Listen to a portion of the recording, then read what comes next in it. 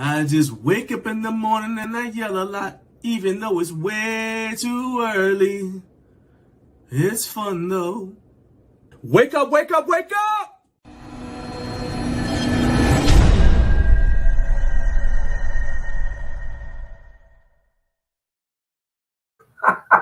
Wake up, wake up, wake up.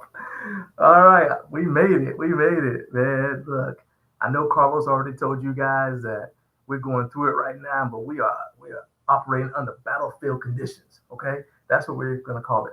Battlefield conditions. We are in a undisclosed location in California, and we are on the mobile unit. We are not at Garage in Life HQ with all the bells and whistles. So this is going to be a stripped down, lean version of the show today, but it's going to be still the most fun you can have from 6 a.m. to 9 a.m. Eastern Standard Time.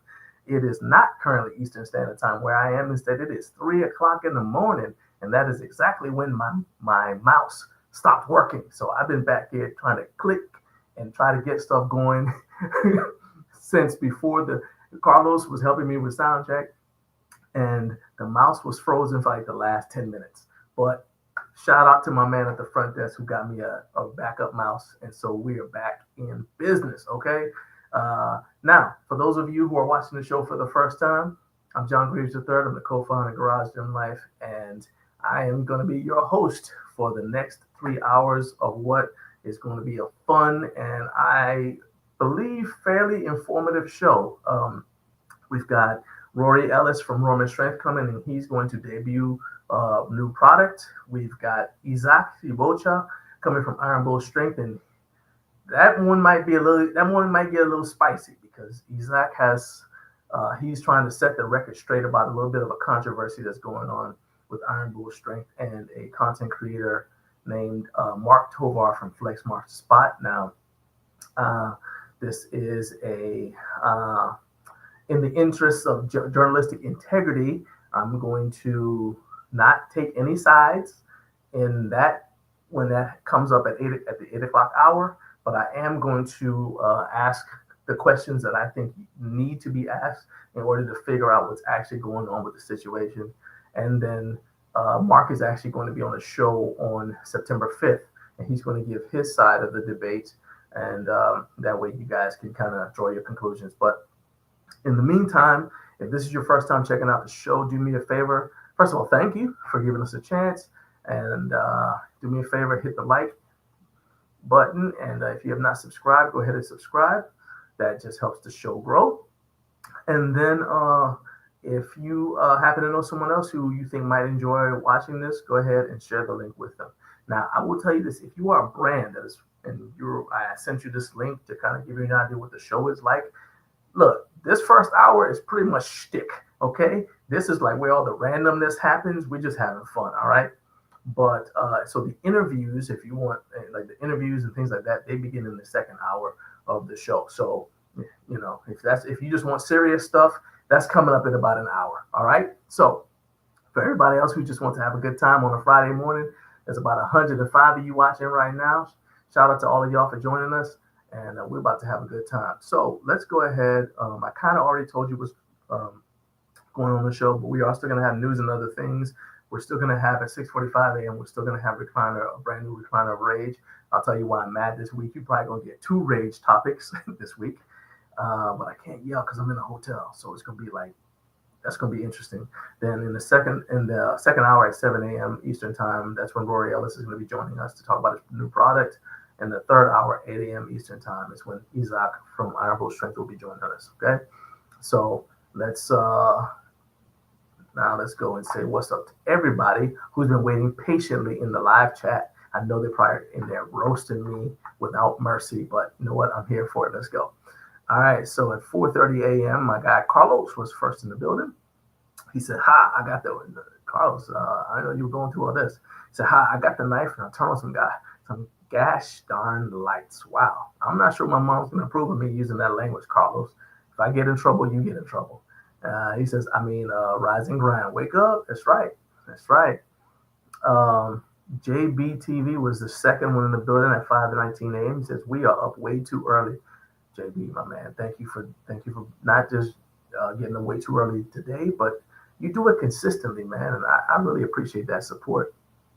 Uh, Jared Martin, who has been the reason why a lot of people get up way too early because they're trying to beat him into the building, said he was sleeping in this morning. So sleeping in for Jared looks like 5:32, but he's here. Appreciate you being here. Equipment exercise was here. He logged in at 5:44. Cutie Pie jumped in here at 5:56. My guy T Dog, hey, I got your text, Trevor. By the way, and yes, I did know uh, about the sad passing of Bob from Bob and Brad.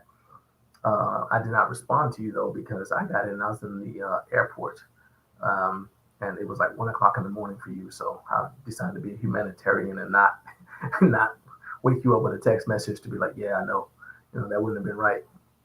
Let's see here. Let's see here. And Carlos, and I asked Carlos to let you guys know we were having technical difficulties, which I've just explained. So there you go. Let's see here. Hey, my man who parks in gym. He said he is a key. Man who parks in gym is not a key. I don't know if you guys know this, but MWPIG5 says 5% at Prime Fitness. Just want to let y'all know that. I don't know if that information is out there in the public yet. I don't know if I'm supposed to reveal that. So if I was a little too early with that, if I was premature with revealing that, Jason, please, I apologize. Let's see here. Let's see here. Let's see. We got Rob from Vintage Weights PGA says, good morning, I think, dude. It's been a thing. But we got 565 people watching right now, including you guys. And so the show is going on. Let's see here. Let's see. Hey, look, it is hotel gym life right now, hotel gym life. But see, the last time I was in an undisclosed location, I thought I'd been kidnapped. I was being held in my basement. So I decided to let y'all know I am in a hotel. I am free. I'm a free man. Okay. Let's see here. Actually, no, Mike, you got to understand, man, I got a passion for this thing. So this 3 a.m., I took a nap on the plane and I hit the ground running when we got here. So they don't, I'm just a little, I know you were in the Navy. The Marine Corps just built a little different, you know what I'm saying? So, I mean, you know what I'm saying? That's it. I'm glad you're here, Mike. Even though, even though you kind of ghosted me, Mike said he ain't got no time. He ain't going to come hang out with me at the Red Fit event later on today. But you know what? That's okay. That's all right, Mike. That's fine. That's fine. I'm not holding a grudge. It's okay. I'll be all right. I'll be okay. Let's see here. Let's see here. And let's see. My man Kurt Locker said, hello, people. It's a great day to be alive. Yeah. Don't mess it up. I will try not to. And let's see. It's the live show game. Coach Carp has arrived. That's right. Friends at the FOC meeting can now begin. Friends at Carp. We now call to order. All right. So there we go. We are now going to, Carp said I'm looking, no, Carlos said I'm looking younger. Look, man, I'm going to tell you this, I'm in California. I got on my Garage of Life t-shirt, hoodie, feeling young, looking fresh, feeling handsome. Of course, All right. So we're already behind the 8 ball a little bit because of the delays. It's 6:13. Normally we're supposed to be doing this part at 6:05. But we got a lot of stuff to cover today. So let's go ahead and dive right into our first segment, which is news and other things. Let's go.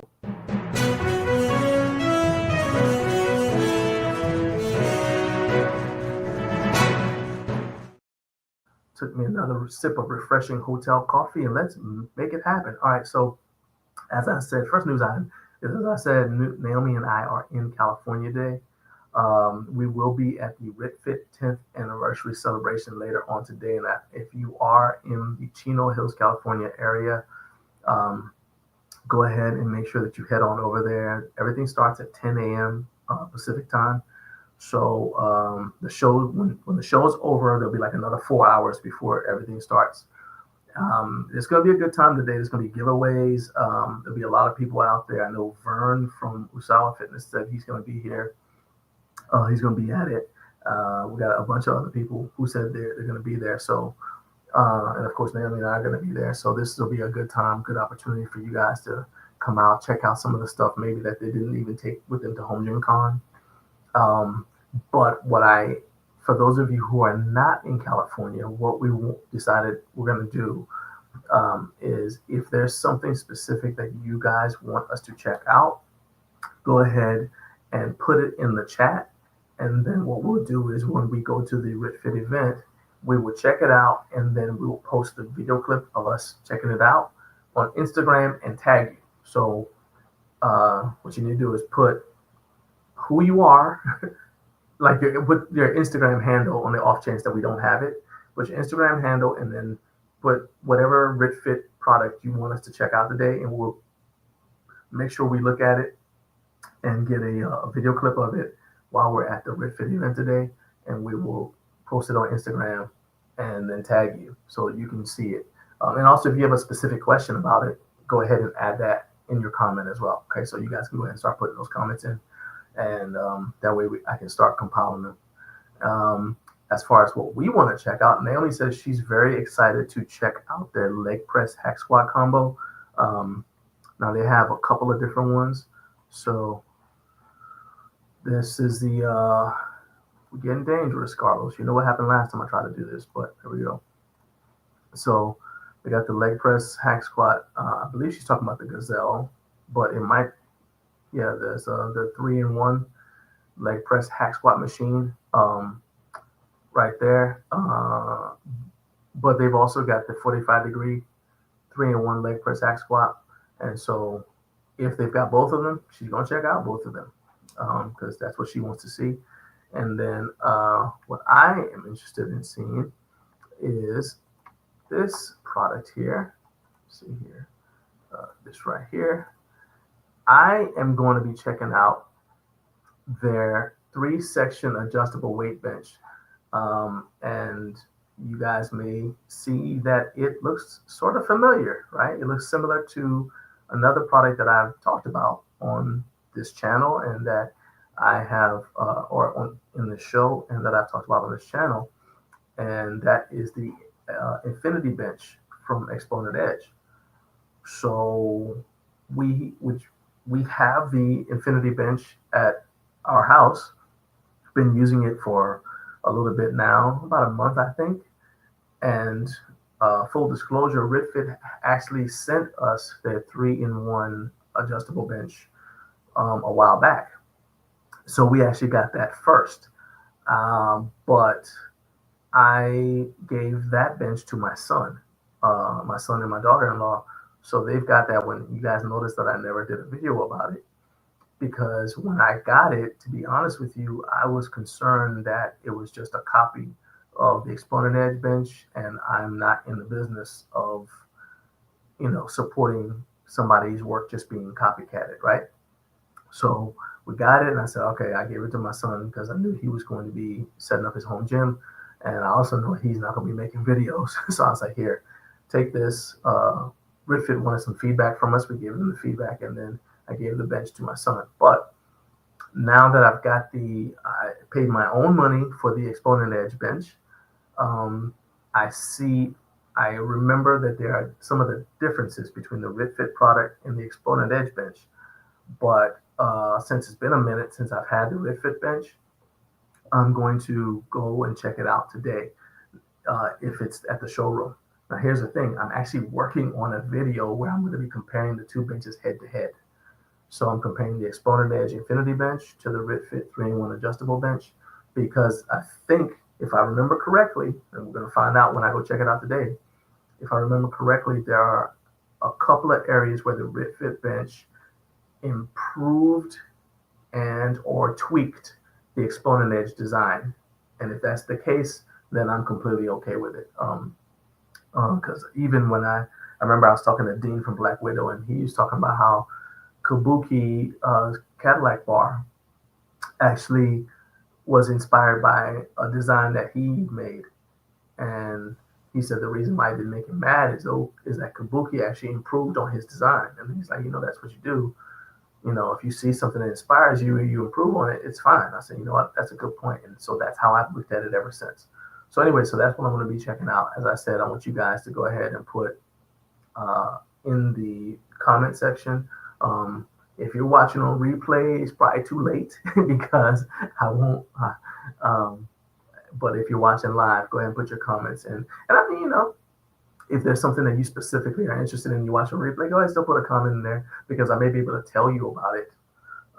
Or somebody else may have already asked about it, and then we might actually have a video. So, but I'm just saying if you're watching on replay, it'll be too late for me to go and get that video because that would be in the past, right? But if you're watching live, go ahead and throw a comment. Let us know what it is you want us to check out and what it is you want to know about it. And we will do that and then tag you on Instagram in the video clip of us checking out that piece of equipment, okay? Let's see here. So let's see here.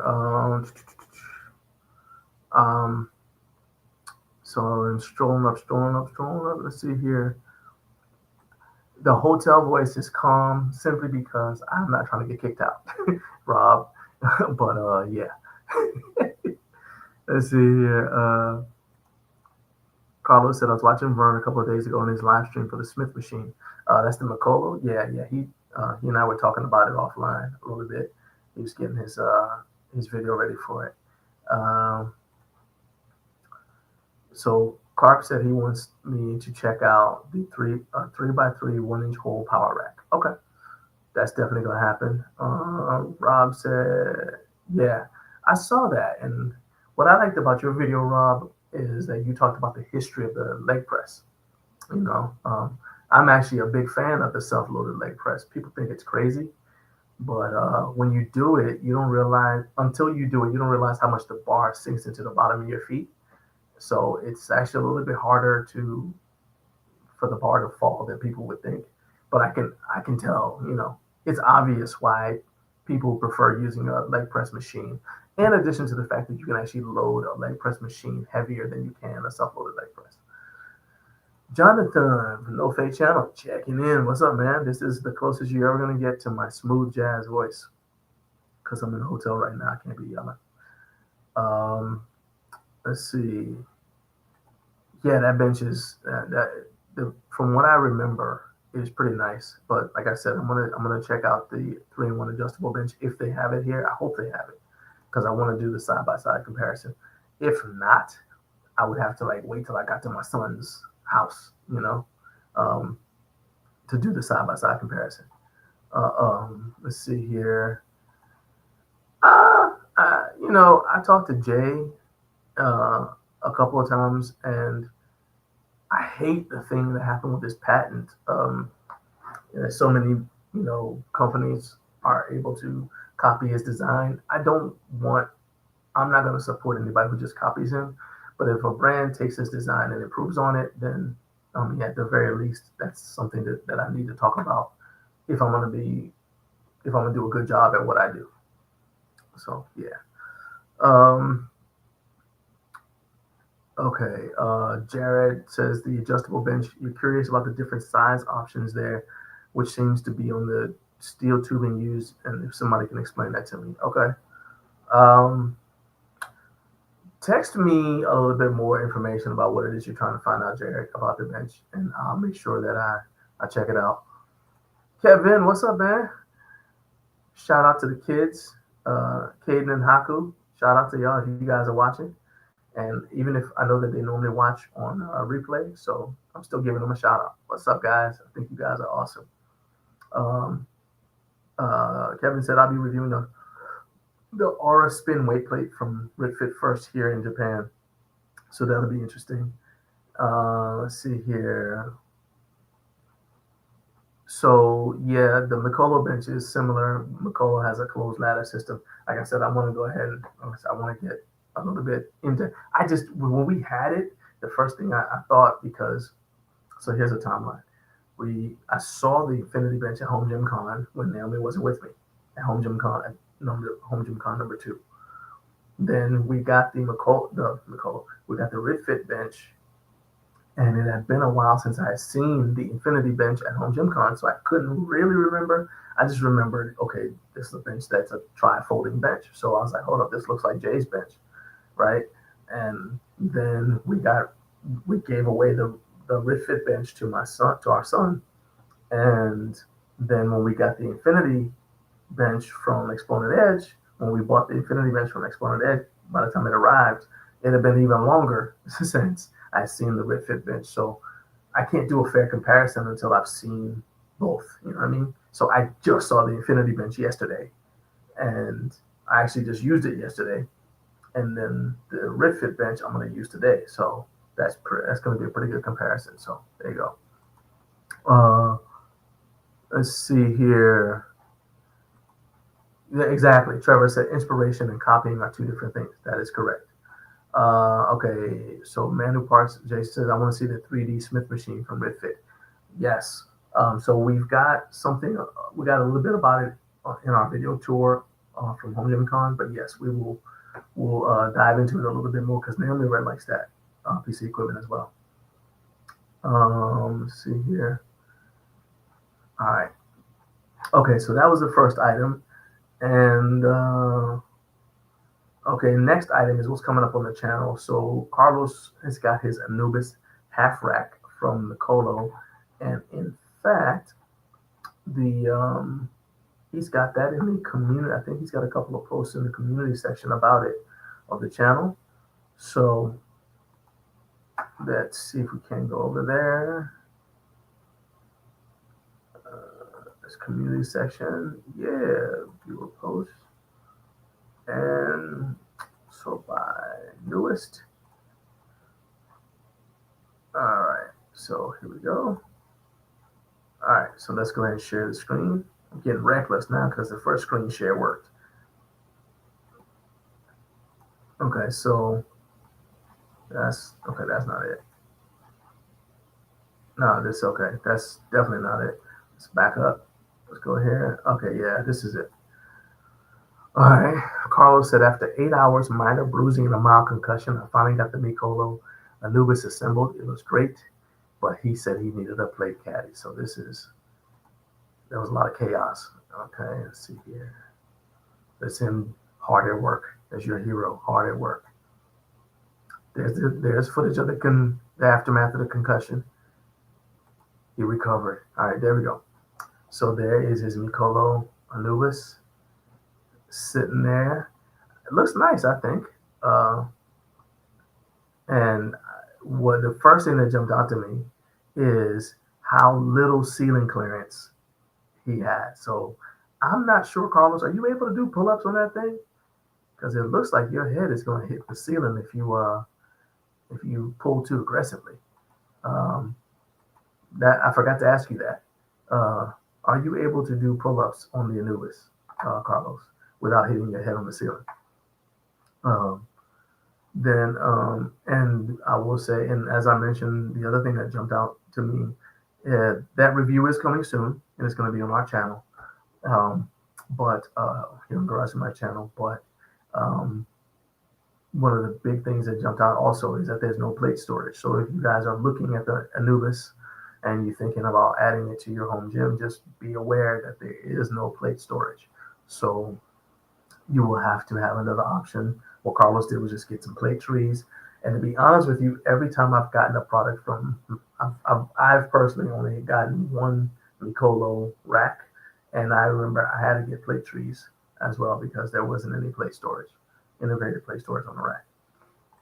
All right. Okay, Carlos said that he was able to do pull-ups and he's got footage of it. Okay, so we're going to go ahead and just make sure you include that in the review because that's the first thing I thought when I saw the ceiling. So how close it was to the ceiling. All right.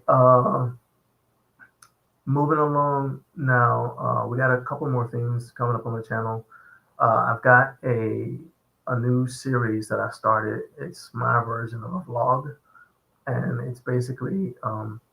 the real name is JG the Old Strong. And the reason it's called that is because that's the goal. You know, I'm 52 years old now, and my goal, I have some goals that are actually tied to my age. Like when I was in my 30s, I remember I was at a powerlifting meet and a guy came up and he pulled a deadlift world record for his age group.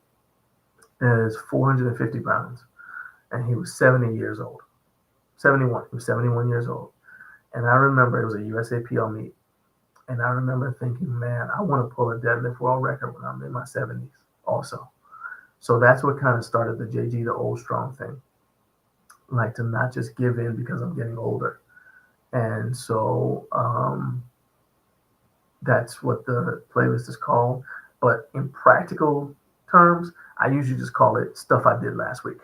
And so it'll take like one thing I did, and then I explain why I did it, how it's helping me, and then I want you guys to comment on it. So this one is, and I'll see if I can give you guys a little bit of a preview, but basically I got the bright idea to run on my treadmill while watching gameplay of Temple Run.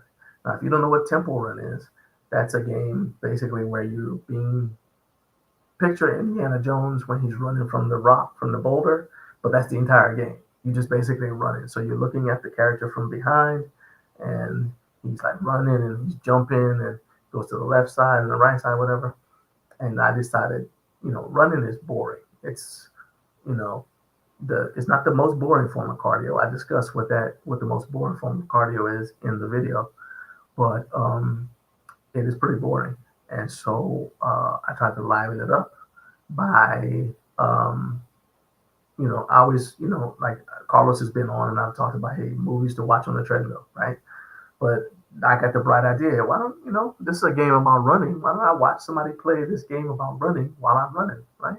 It was interesting. And I will tell you that, yes, I almost fell off the treadmill a few times because I was watching it, right? Off the side. Anyway, that video is dropping Monday. And if you guys like, I can attempt to give you a little bit of a sneak peek. Let's give you a sneak preview right here.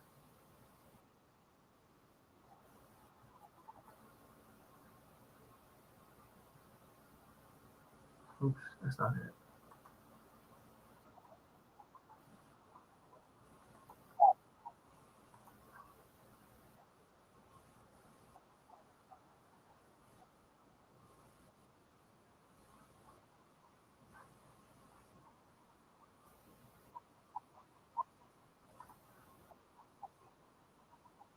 So today I ran at a 14, 17 mile pace, according to this treadmill.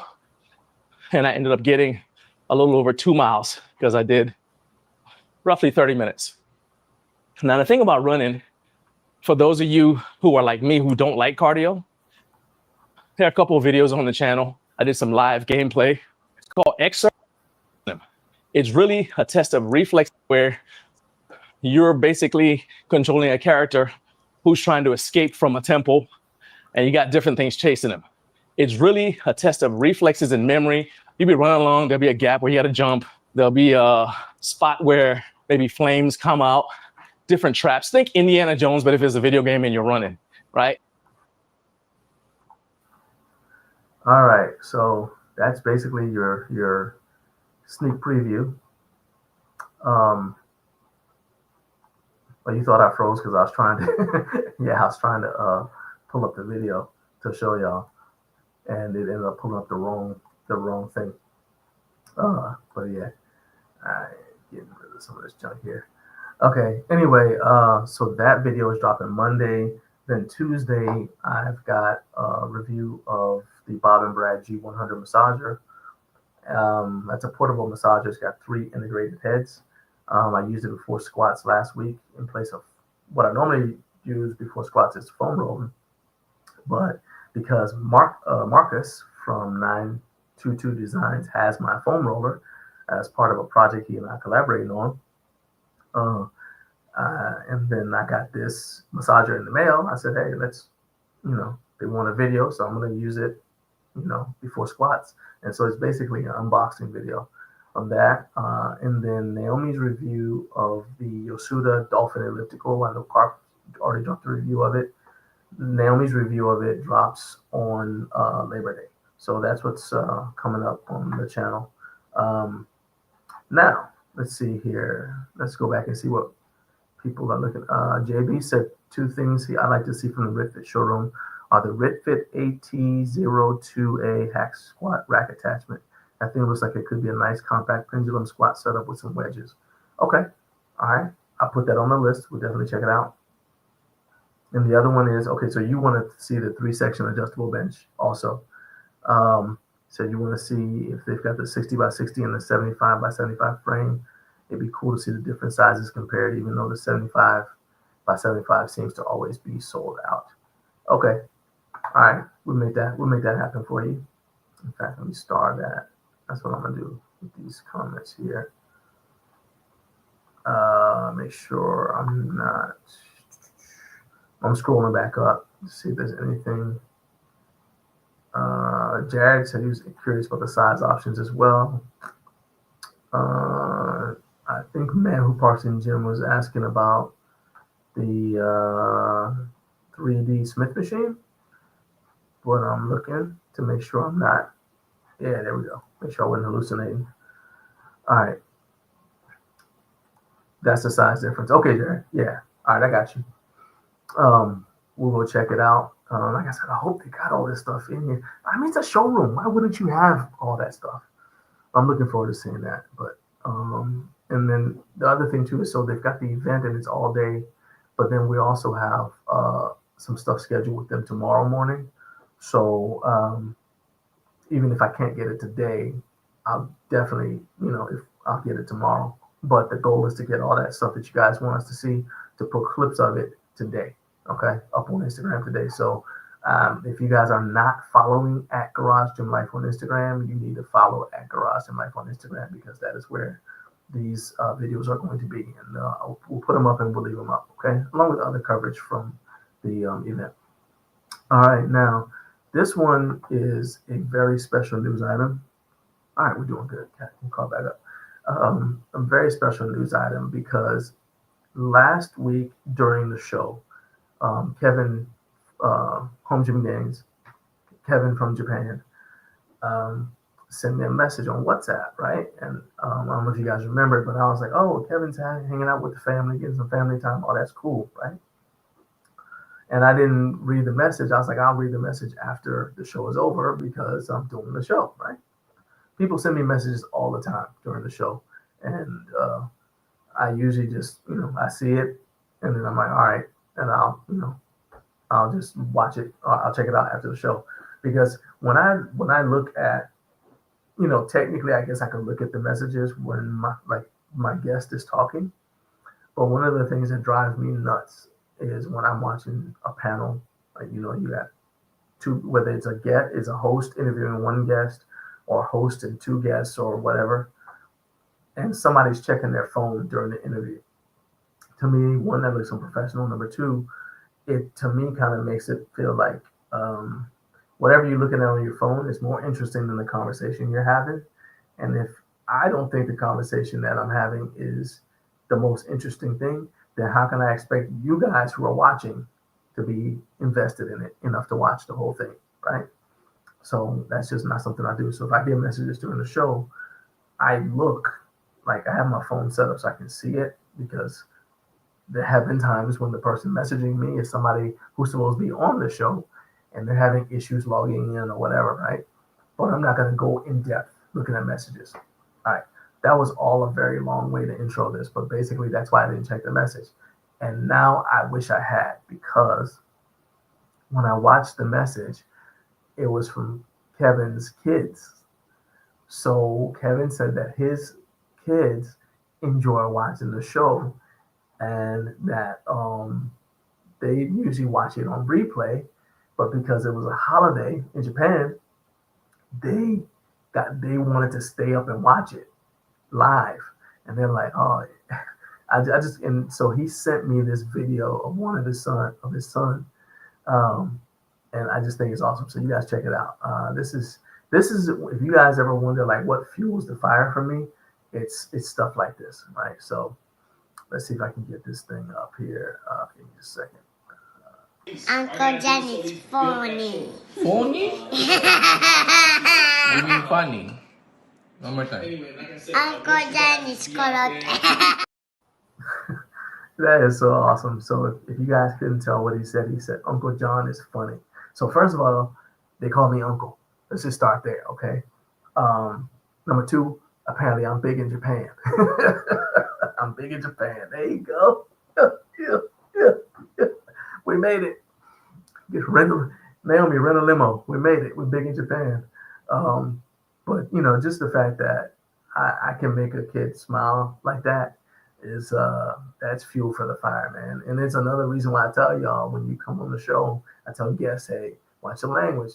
We do not need Caden and Haku learning the wrong words. Okay, if their parents want them to learn that, they're gonna have to teach them. Kevin and his wife got to teach those bad words to the kids themselves. But they're not learning it from me or from my show.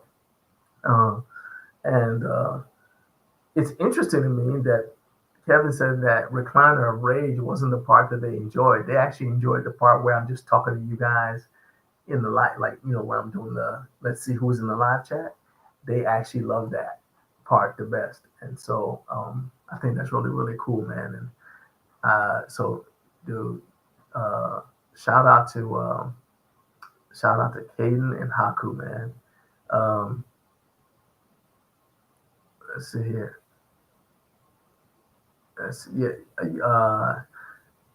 Yeah, it's like I don't know, man. Maybe I'm making too much about this, but I don't care. That like there are times when we have tough topics come up, or just things, and I love doing what I do, but sometimes tough stuff happens related to the home gym community and to what we do. And it can get discouraging. And then I'll see, something like that. And I just kind of like says, hey, bounce back, man. Hey, look, shake back. Let's go. Get active. If nobody else cares, Jared's kids and Kevin's kids think I'm cool and they like the show. That's good enough for me. All right, let's see what's going on in the live chat. Trevor said, T-Dog Trevor says, as a host, I get irritated when I'm interviewing someone and I can hear them typing. Yeah, it's anything that makes it seem like you're not listening, like you're distracted. Now, full disclosure, there are times when I have to type because let's say somebody mentions, you guys know I do the screen shares. Well, if you mention something that I didn't have preloaded, I'm going to go look for it so I can pull it up, right? So sometimes I'm typing, trying to find something that relates to the conversation. But other than that, I try to be present in the conversation because, for one thing, yes, I create a list of questions ahead of time because I just feel like that's the professional thing to do. But then you have to be listening to the conversation because you never know where it's going to go. And you got to be able to react to what they just said. And that might take things in a completely different direction that makes for a better show. So you got to be engaged. But again, if I'm not engaged and I'm on the show, if I don't think it's interesting, why would you guys who are watching think it's interesting? This doesn't make sense. Speaking of rage, Tattooed saying, man, where you been? He said, I've had a Good Morning USA. I've had another recliner of rage weekend. Hope everyone's good. Man, I hope you're good, man. I'm glad that glad to see you back. I thought you got kidnapped by the Irish or something. I don't know what was going on with Matt. So we haven't seen anybody. I needed proof of life from Matt Welch. Hadn't seen him in a minute. So I'm glad you're back, man. Let's see. Carlos said, you're an inspiration to many. Appreciate that, man. He said, content creators and kids alike. Thank you. Keep pushing forward. You never know who's watching. That is more. That's actually advice for everybody. Look, man. He said, don't worry about that typo. It's inspiring. The message, the point of the message. I got it. All right. So it is now. Look at this. You want to be inspired by something? I started out behind, but I have now caught back up. It is now 6:44. Time for, in fact, I'm a minute early, but it's still time, you know it, for your favorite segment, Recliner of Rage. Let us begin. It's the recliner of rage. It's the recliner of rage, 'cause he's not happy.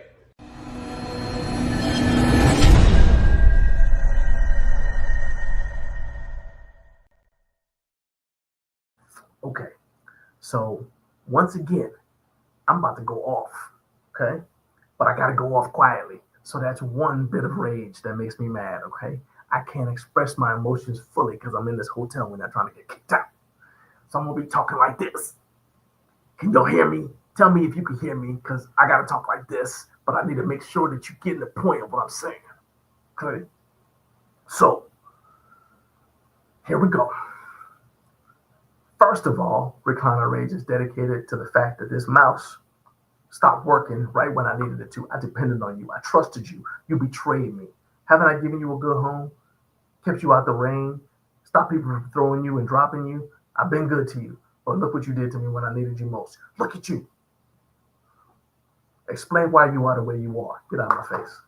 Okay, that's one.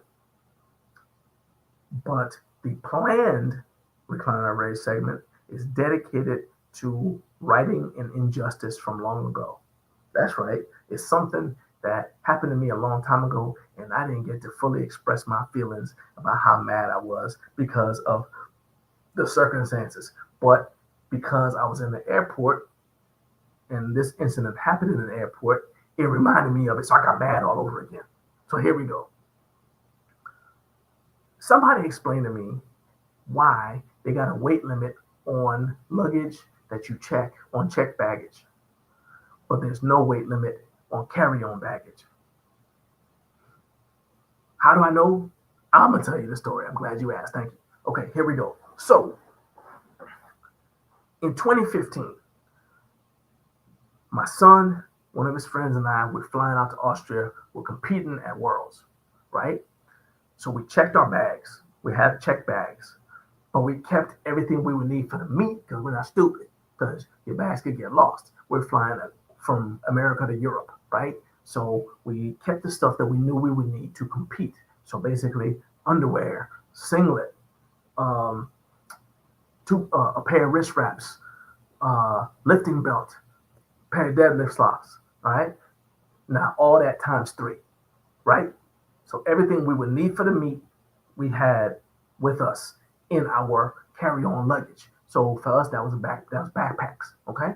So we got this stuff in the backpack, which means we're going through security. We got to unzip the bag. They're looking at why is this dude walking around with a lifting belt in his bag? And I'm like, we're going to a competition. I mean, look at that. You know what? I didn't even think about that. Look at the accumulation of stuff. Doesn't all this stuff kind of go together and make you say, oh, they're probably going to a place where they got to lift weights? It's a singlet. It's lifting shoes. It's lifting socks, extra long socks. It's a lifting belt. It's wrist wraps. Looks like they might be going somewhere to lift weights. But no, we had to explain why we had this stuff in the bag. Okay, but I digress. That's not what I'm really mad about. I was just irritated about that. So anyway, that junk is all with us, right? So the competition's over, and now it's time to go home. So naturally, I don't have to have that stuff in my carry-on bag now, right? Because I don't need it. I can, even if the bag gets lost, we got plenty of time. We can just make sure the airport forwards it to us, or what the airline forwards it to us, because we'll be at home. We're not signed up. That was Worlds. We're not signed up for nothing else for another 6 months. We got plenty of time. So naturally, because we're smart, we all have our separate checked luggage, and we all put our stuff in the checked luggage, only to get to the counter, and I'm there talking to these people, trying to get them to understand that this stuff should go in the check. They're like, well, why is the bag so heavy? So what do you mean, why is the bag so heavy? They literally took the bags and put them on a scale and said that we were over the weight limit. We would have to take, this is what they said, it's over the weight limit, so you have to take it out of your check baggage and put it in your carry-on. Now, I understand that the weight limit is there because they calculate the mileage that the plane can fly before refueling based upon the weight it's got to carry, right? If somebody would please, I know we got Kurt watching, and Kurt was in the Air Force. But if anybody at all can explain to me how something that is going to negatively impact the mileage of the plane because of the weight. If it's in the storage compartment designed to carry stuff, won't also negatively impact the plane if I'm carrying it and I'm on the same plane. How does it weigh something different if I'm carrying it versus if it's in the storage compartment with the rest of the luggage? Somebody explain that to me. Anybody at all. So because I'm arguing about this with the person whose first language is obviously German, because we're in Germany, I'm in the Frankfurt airport. I'm arguing with this person, losing the argument. Eventually, I'm like, okay, fine. So we take everything out. We got to now open up the bag, pull all that stuff out, put it into our luggage, repack the bag. Meanwhile, we're now late. So that's right. Now I got to sprint through the Frankfurt airport. The three of us sprinting through the Frankfurt airport with these bags with lifting belts. And I just told you that when you open up the damn bag, they don't understand why we're traveling with lifting belts and socks and all this other stuff and singlets. Okay, fine. So we're running through the airport. So of course we get to the gate last minute, and the German version of TSA gets suspicious because here comes these three dudes very last minute. How do I know they're not smuggling contraband? So they grabbed my son and put him in the thing and did a full body scan of him because we had to run through the airport because these people do not understand that it shouldn't make a difference if something is in the belly of the plane with the other luggage versus being in the compartment where the passengers sit. Don't tell me it's the weight. It weighs the same. Explain that to me.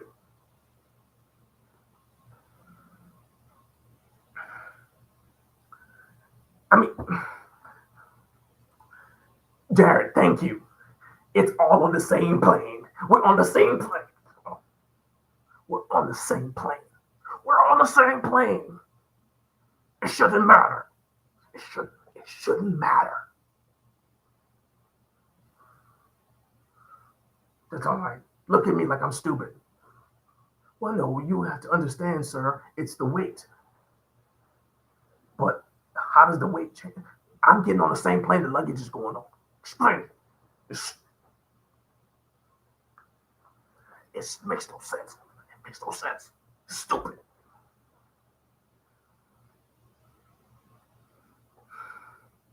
Well, then I wish I could find those baggage handlers, Kurt, and kick their back in. That's what I want to do. Go find every single one of them from 2015 and kick their backs in. It's stupid. It's stupid. It's stupid. It's stupid. That makes no sense at all.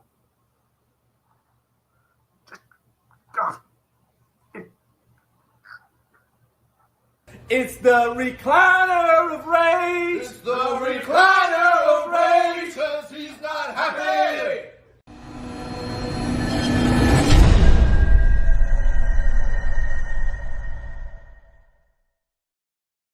It's stupid. Okay.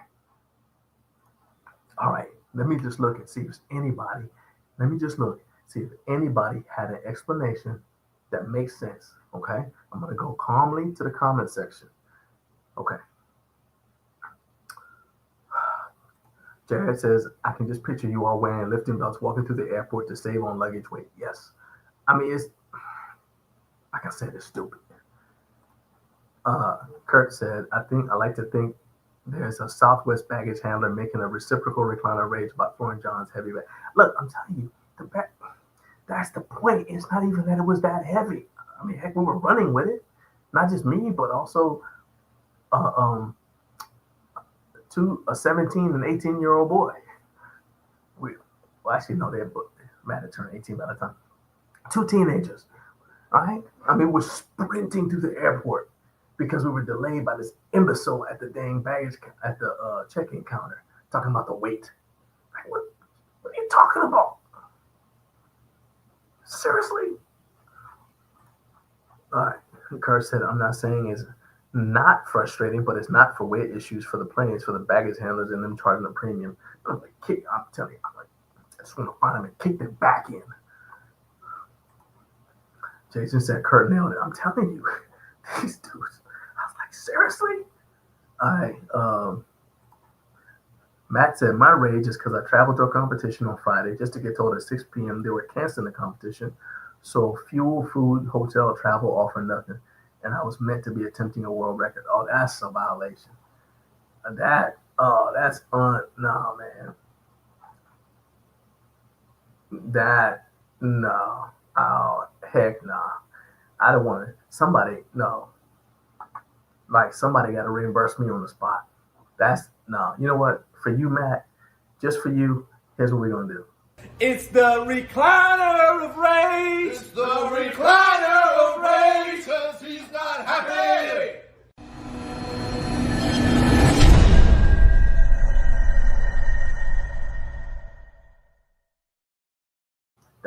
That one was all for you, Matt. Does anybody else have anything? $700 down the drain. Nah, that's unacceptable. Oh, I see, Eric. You trying to get people's back kicked in.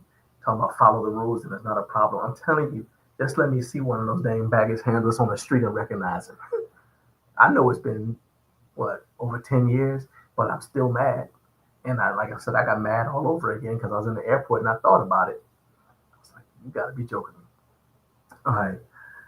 Anyway, let me calm down because we got Rory backstage. I don't need to put Rory through my what do you call it? My rage and frustration. You know what? No, I'm not done with it. Here's another thing. I can see when they say, like, okay, we don't have enough space on the plane for your carry-on. We've run out of storage space for carry-ons, so we're looking for volunteers or whatever to check their bags. That makes sense. You ran out of space. Okay, the bags all take up a certain amount of space. We don't have any more space. All the bins are full. We got to put it below the plane. Okay. Here's the point I'm making. If they calculated the weight based upon the fact that they have so many checked bags, and then they run out of space for the carry-ons, so we got to add more checked bags. How does that not negatively affect the weight? Huh? How does it not? How does it not? Because it's stupid. Because it's stupid. Okay. The more I think about it, the more and I can't even yell right now. That's what makes it worse. It's getting hot. It's hot. Why is it hot? God. Maybe they were jealous. I doubt that was it. I think they were just stupid. It was the German TSA too. I mean, those people would not. You couldn't reason with them. Anyway. All right. So I'm gonna let that go now, and we're gonna move on to the more responsible adult portion of the show. But first, I gotta say, it is 6:57 a.m. Shout out to the Central Time Zone. Some of you guys are already in here. But for those of you who are just joining us, maybe you said, hey, I don't want shtick. I'll come back when he's actually talking to actual guests and this show gets back on track. Well, that time is about to start now. So your patience is about to be rewarded. In fact, just to prove that we're going to be responsible with what we do, I'm going to go ahead and I'm going to add. That's right. Let's see. I'm going to go ahead and add our friends from LinkedIn to the show. And we'll do that in just a couple seconds, right? All right. Give me just a second. There we go. Save changes. Boom. There we go. All right.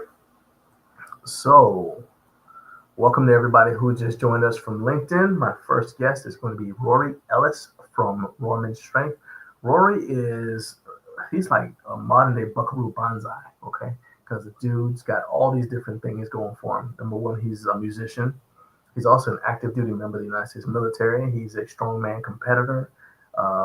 And he is the founder of Rorman Strength, which is why he's joining us today.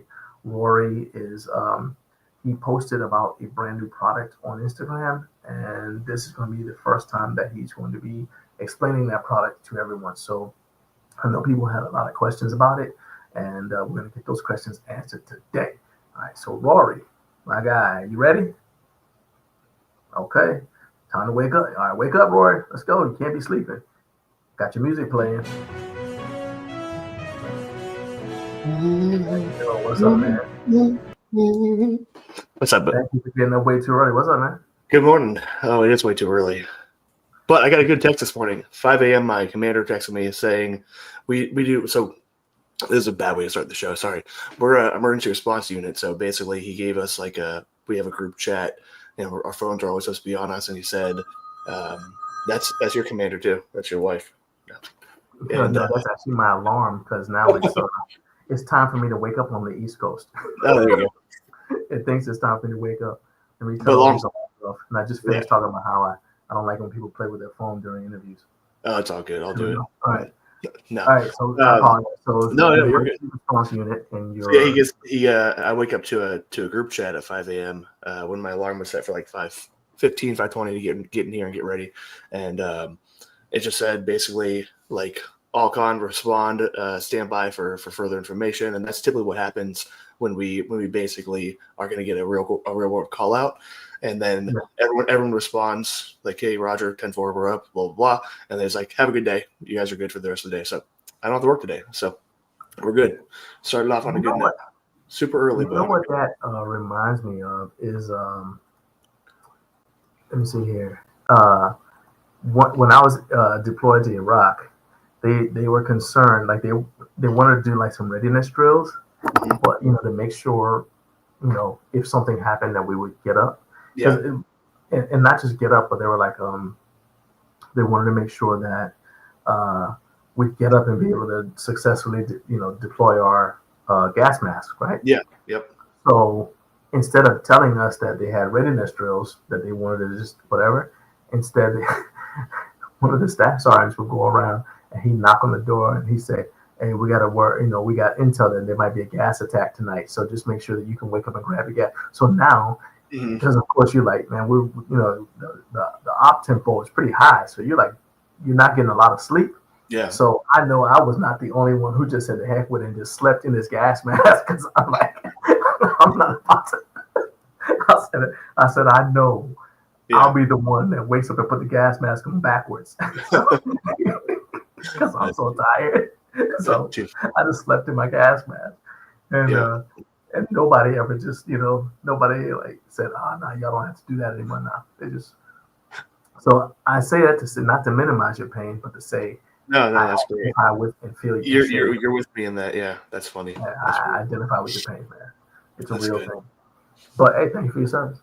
Yeah, my pleasure. If that helps. All right. So, man, let's not bury the lead, man. Talk to me about these holy handles. These are, as I understand it, a 45-degree neutral grip version of the megalith handles. Is that correct? Correct. Yeah. Okay. So let's go ahead and see. You had a post about them, and. So if you want to get right into it, I'll just announce right here they are live on the website right now. So if you want to go on the website and look at those, there are some beautiful pictures that I took. So they're actually on there, right? Because I was looking. Yeah, they're on there. I was on the website leading up to this, looking for them, and I couldn't find them. I'm like, oh no, maybe I lied. So they literally just dropped today. Okay, so in that case, we're going to share. I was going to share screen showing you working out with them, but we're not doing that. Instead, we're going to pivot and show the screen showing them. First of all, this picture right here is it. Okay, I think that was the cover photo you used for the Instagram teaser video you did. It was, yeah. I'm pretty proud of that one. I'm really getting the hang of AI. I think it's pretty cool. Obviously, that's an AI photo if you don't know. Oh yeah, this is like you hear the music. Oh. Yeah. Exactly. Yeah. And here's another name that I'm very proud of. This name. I like the holy handles. Obviously, a little play on words. There's a lot of holes in it, and holy, means like fully encapsulating. So you got all the angles you could possibly want on that. So proud of that name, and this pictures came out pretty darn cool. So I like it. I like it. So it's on the. So I'm assuming it dropped today. So you probably. Woke up, had your little readiness thing, and then you said, "Well, let's go ahead and let's drop a new product on the website." Exactly. Yep. Okay, that's exactly what give you the what to do tomorrow in life. Exactly. Yep. Yeah. Right. I already got an order. So. So, did you say you've already got somebody's already placed an order? Yeah, someone already placed an order, so I'm actually not surprised, man, because you had a fair amount of comments about them when you posted them on Instagram. Both when you did the teaser, when you showed the. In fact, I'll show the no teaser, not the teaser post. When you did this video where you're showing these pins, knurled bolts, and then stainless knurled thumb screw. Yep. I had to look at what I wrote down. The stainless steel knurled thumb screw, as you showed there, you were talking about them, and then obviously when you also did this video showing yourself working out with it, so you got some comments on there. Yep. And that's just one way to use it. So did you get a bunch? I mean, you didn't really open it for pre-orders because it wasn't even on the website, but did you get a lot of people reaching out saying, hey man, as soon as these are available, I want to buy one? Yeah. So when I teased these a while back, so this is just a teaser with the new arc that I used. So I just recently bought the arc from Rogue, though, because at Home Gym Con I just didn't have any time to go around between competing and running the booth. I thought I'd be like, I could go around, but every time I walked around, I ended up just stopping at the PRX booth and talking to those guys since we're all cool. And that was like my entire time. Then I was hanging out with the dial motion guys, or dialed, I guess it is now.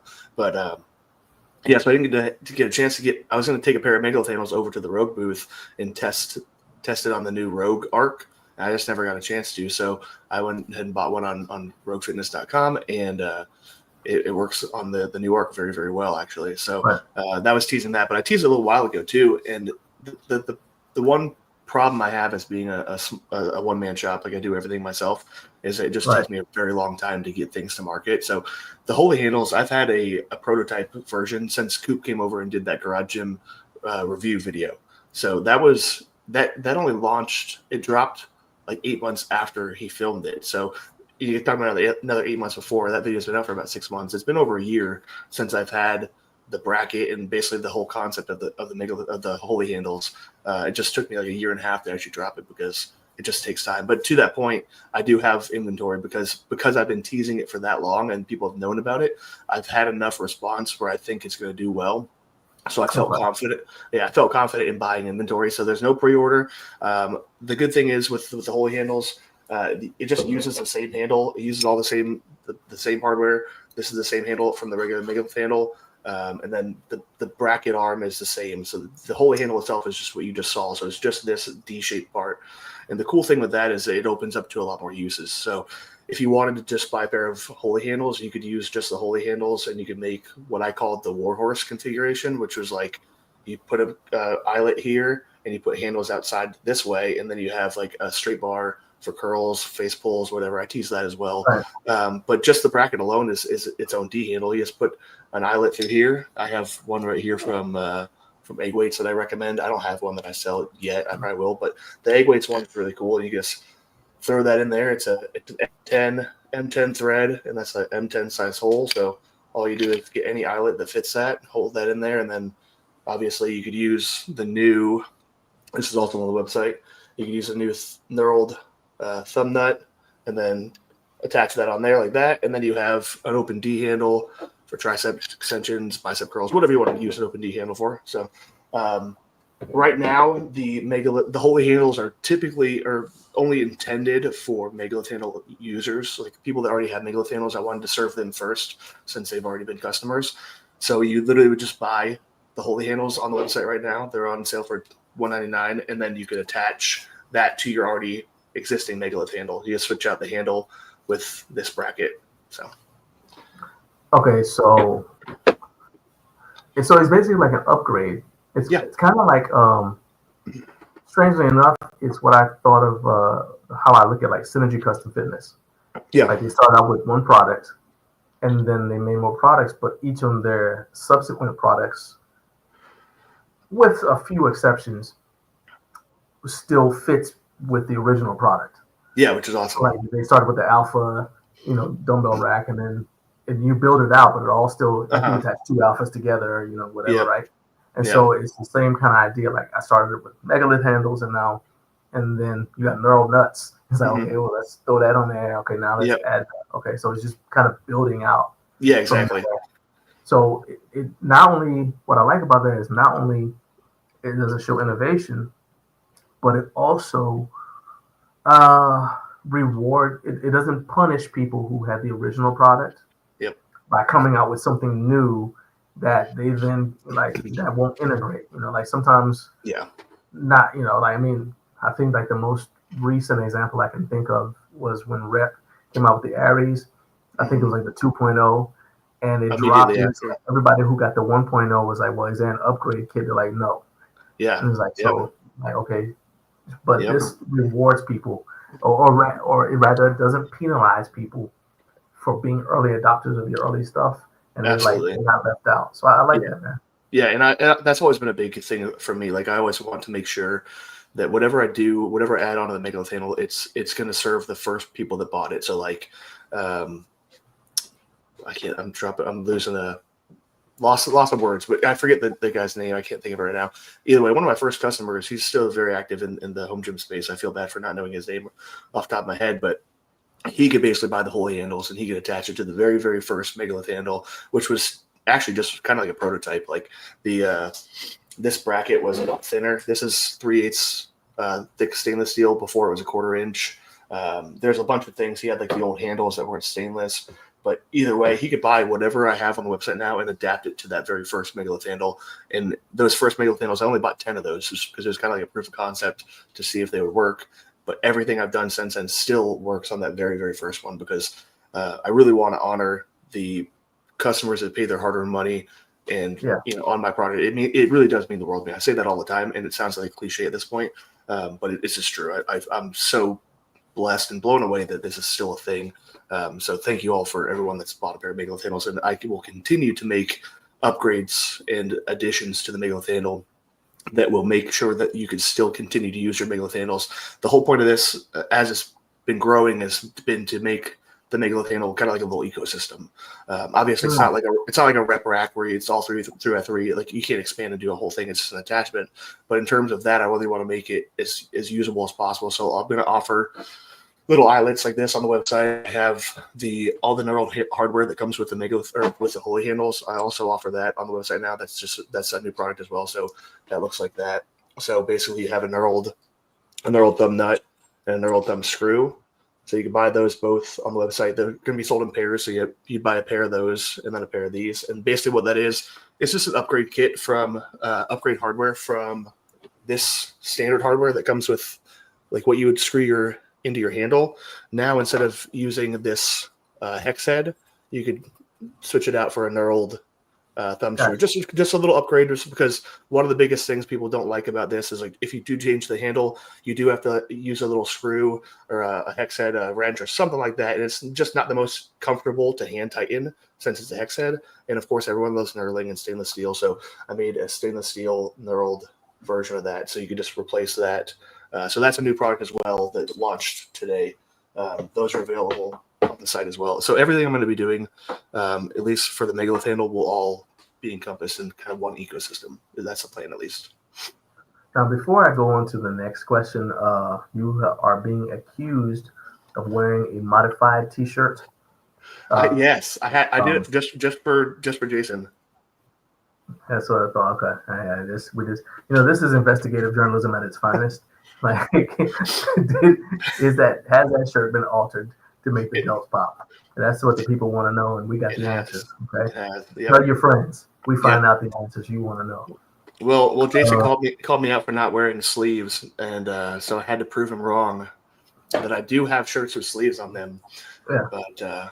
But even with the sleeves, the shoulders still pop. So this one's you gotta tell them like the only reason you have sleeves is because you haven't flexed in that shirt yet. Exactly. But hey, the day's young. So Trevor said what we were talking about earlier about getting woken up for basically no reason.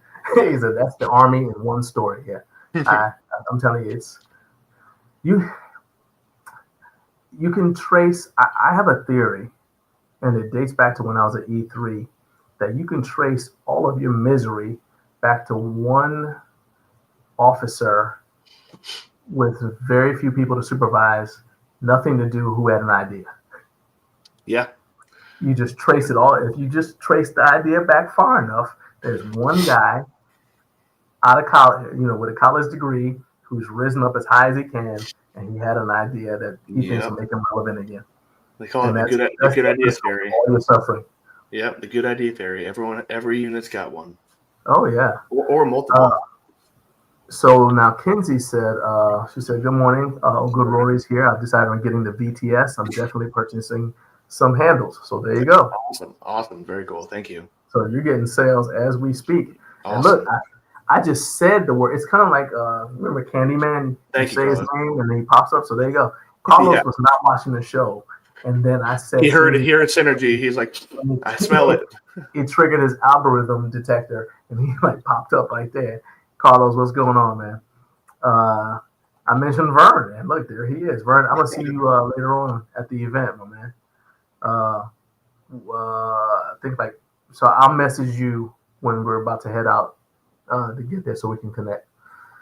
Let's see here. Rob says Rory makes very cool stuff. He said I'll get some of the handles in my gym sooner or later. Cool to see how he develops things. That is actually kind of something I wanted to ask about is like, how do you come up with like the next iteration? Is it basically you're playing with the handles and then you're like, I wonder if I could. Yeah, and that's exactly how the design process starts. Yeah, that's exactly what happens. I am the Mega handles are a product of my own wants and needs in the gym. So like everything that I use, you could rest assured that nothing is coming from a factory that's just like white labeled at Rorman Strength. I'm going to always try to innovate in the space and do what I can that I want in my gym because I use this stuff all the time. So this even the very first Mega handles, that first 10 that I was talking about, again, I used those for almost a year before I launched them.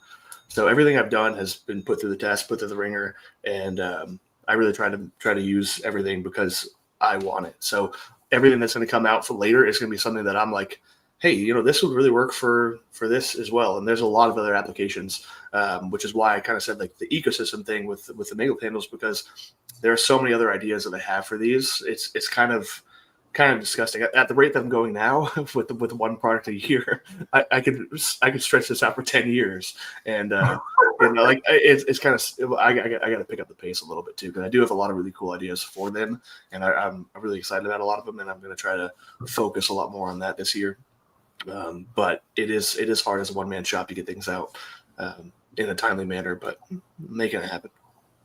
Are you ever afraid because it takes so long from when you have an idea to when it comes out? And given the fact that you do a fair amount of your product testing in videos that end up on Instagram, are you ever afraid like you're going to wake up one morning and see your product idea in development on some other companies, not even in their online store, but some influencers got it and is like actively like promoting it? Oh yeah, I just got this cool new product from such and such fitness, and you're like, dang it. Does you ever have that fear? All the time, John, all the time. Because unfortunately, intellectual property is something that a lot of people don't necessarily care about, and there's a lot of bigger companies that could get around that. And I had a situation, I won't talk about the company, we do it offline maybe, but there's a recent scenario where there's only 1,200 of us watching. Yeah, you can trust every one of us. Every one of you. So we can keep secrets. It wasn't really secret, kind of public, but there was a company that did something very similar to that scenario you just laid out, and I had to send a stern email, which I don't like doing. I really don't. I don't like confrontation. I'm not a confrontational person whatsoever, and it's really hard for me to get upset or angry. But I was pretty upset. But I think everything's resolved. I think I haven't heard back from the company in a while, so we'll see. After my well-worded, harsh email, I was not responded to, so we'll see what happens. But yeah, the short answer of that question is yes. I worry about that all the time because again, intellectual property doesn't really matter to a lot of people.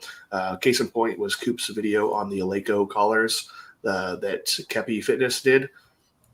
I watched that and I was just like, Oh my gosh! Like I know things about the patent system. Like there's way more rabbit holes I can go down into, but I know a decent amount about the patent system just going through it and the filing for the design patent and the patents that are associated with the megalith handles.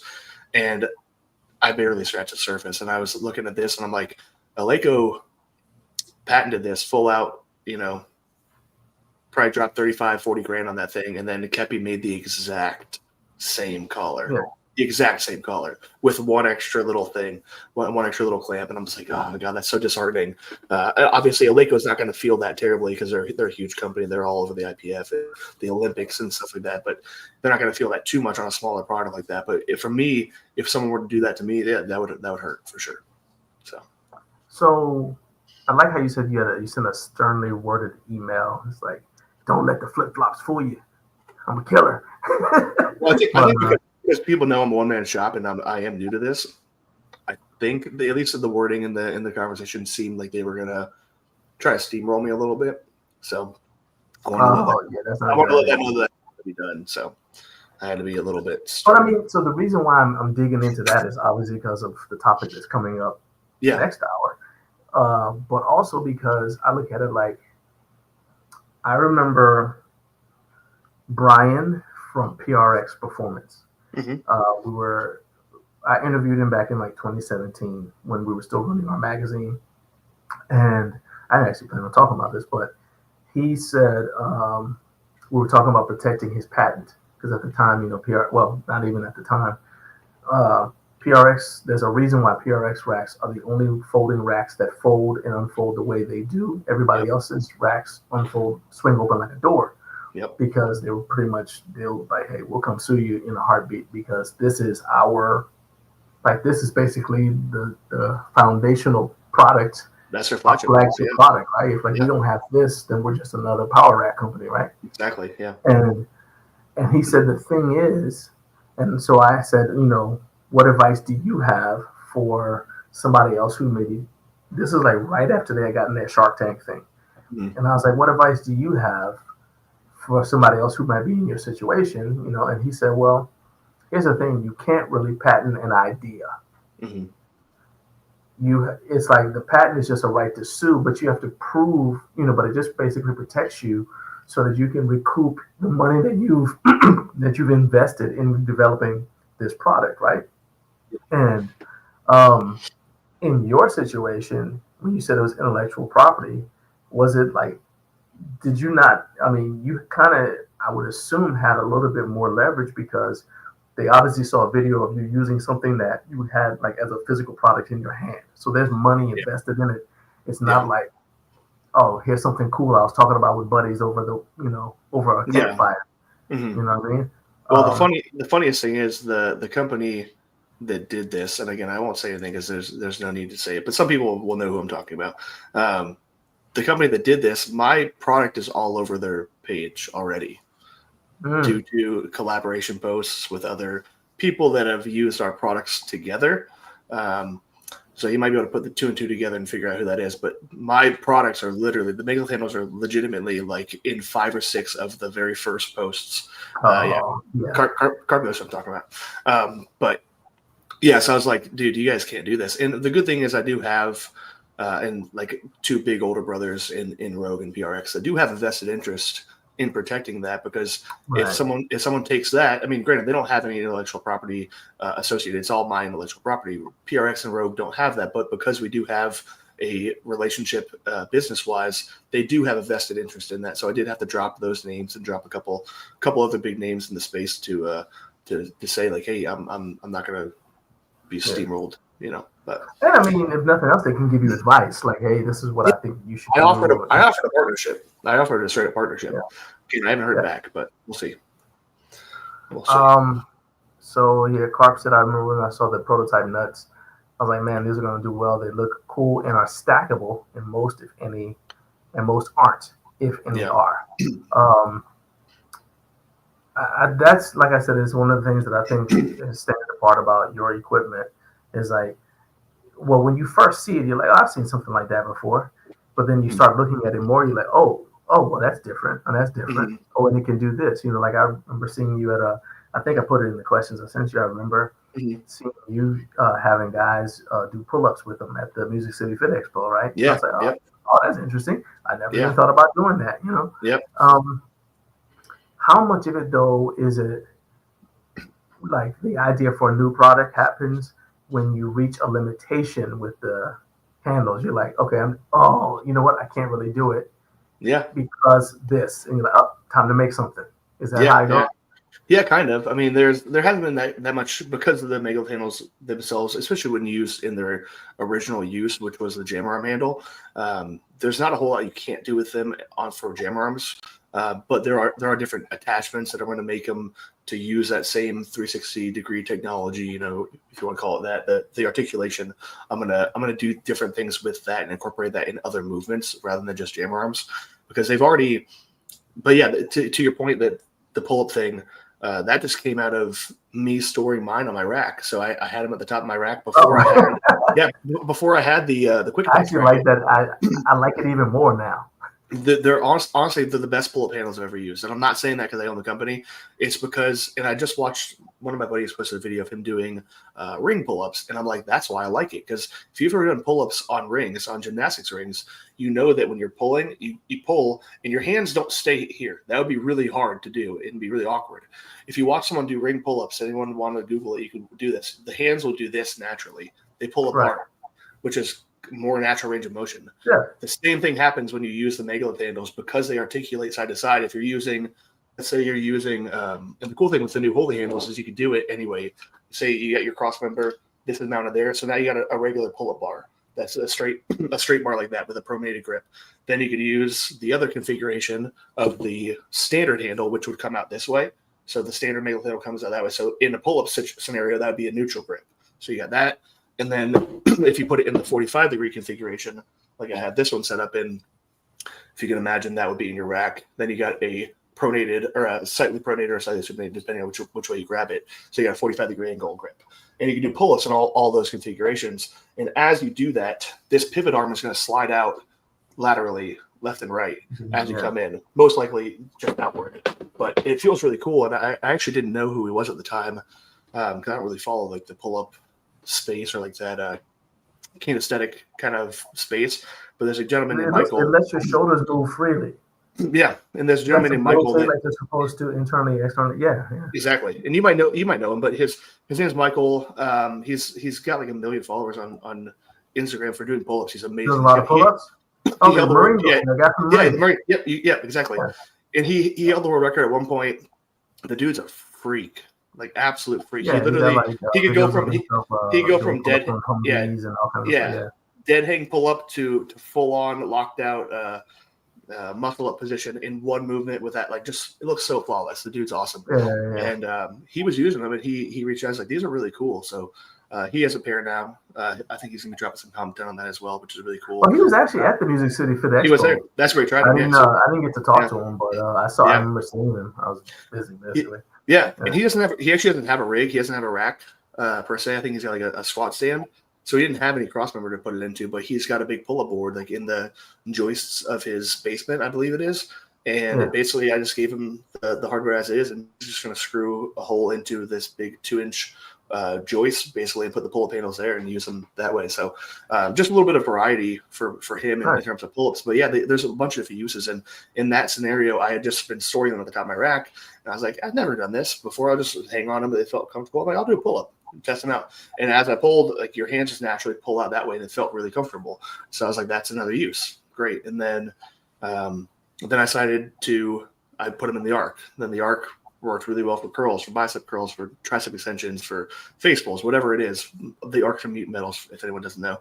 And then I have another product that does a similar feature of the arc that will be coming out soon, but it basically allows you to put both megalith handles together. And what it does differently than the arc is it puts the handles a lot closer. With the arc, because the arc is about 10 to 12 inches wide, the handles are pretty far out by the time you put the megalith handles in, because it wasn't intended for the megalith handle uses. It was intended for the Mutant Metals handles, obviously.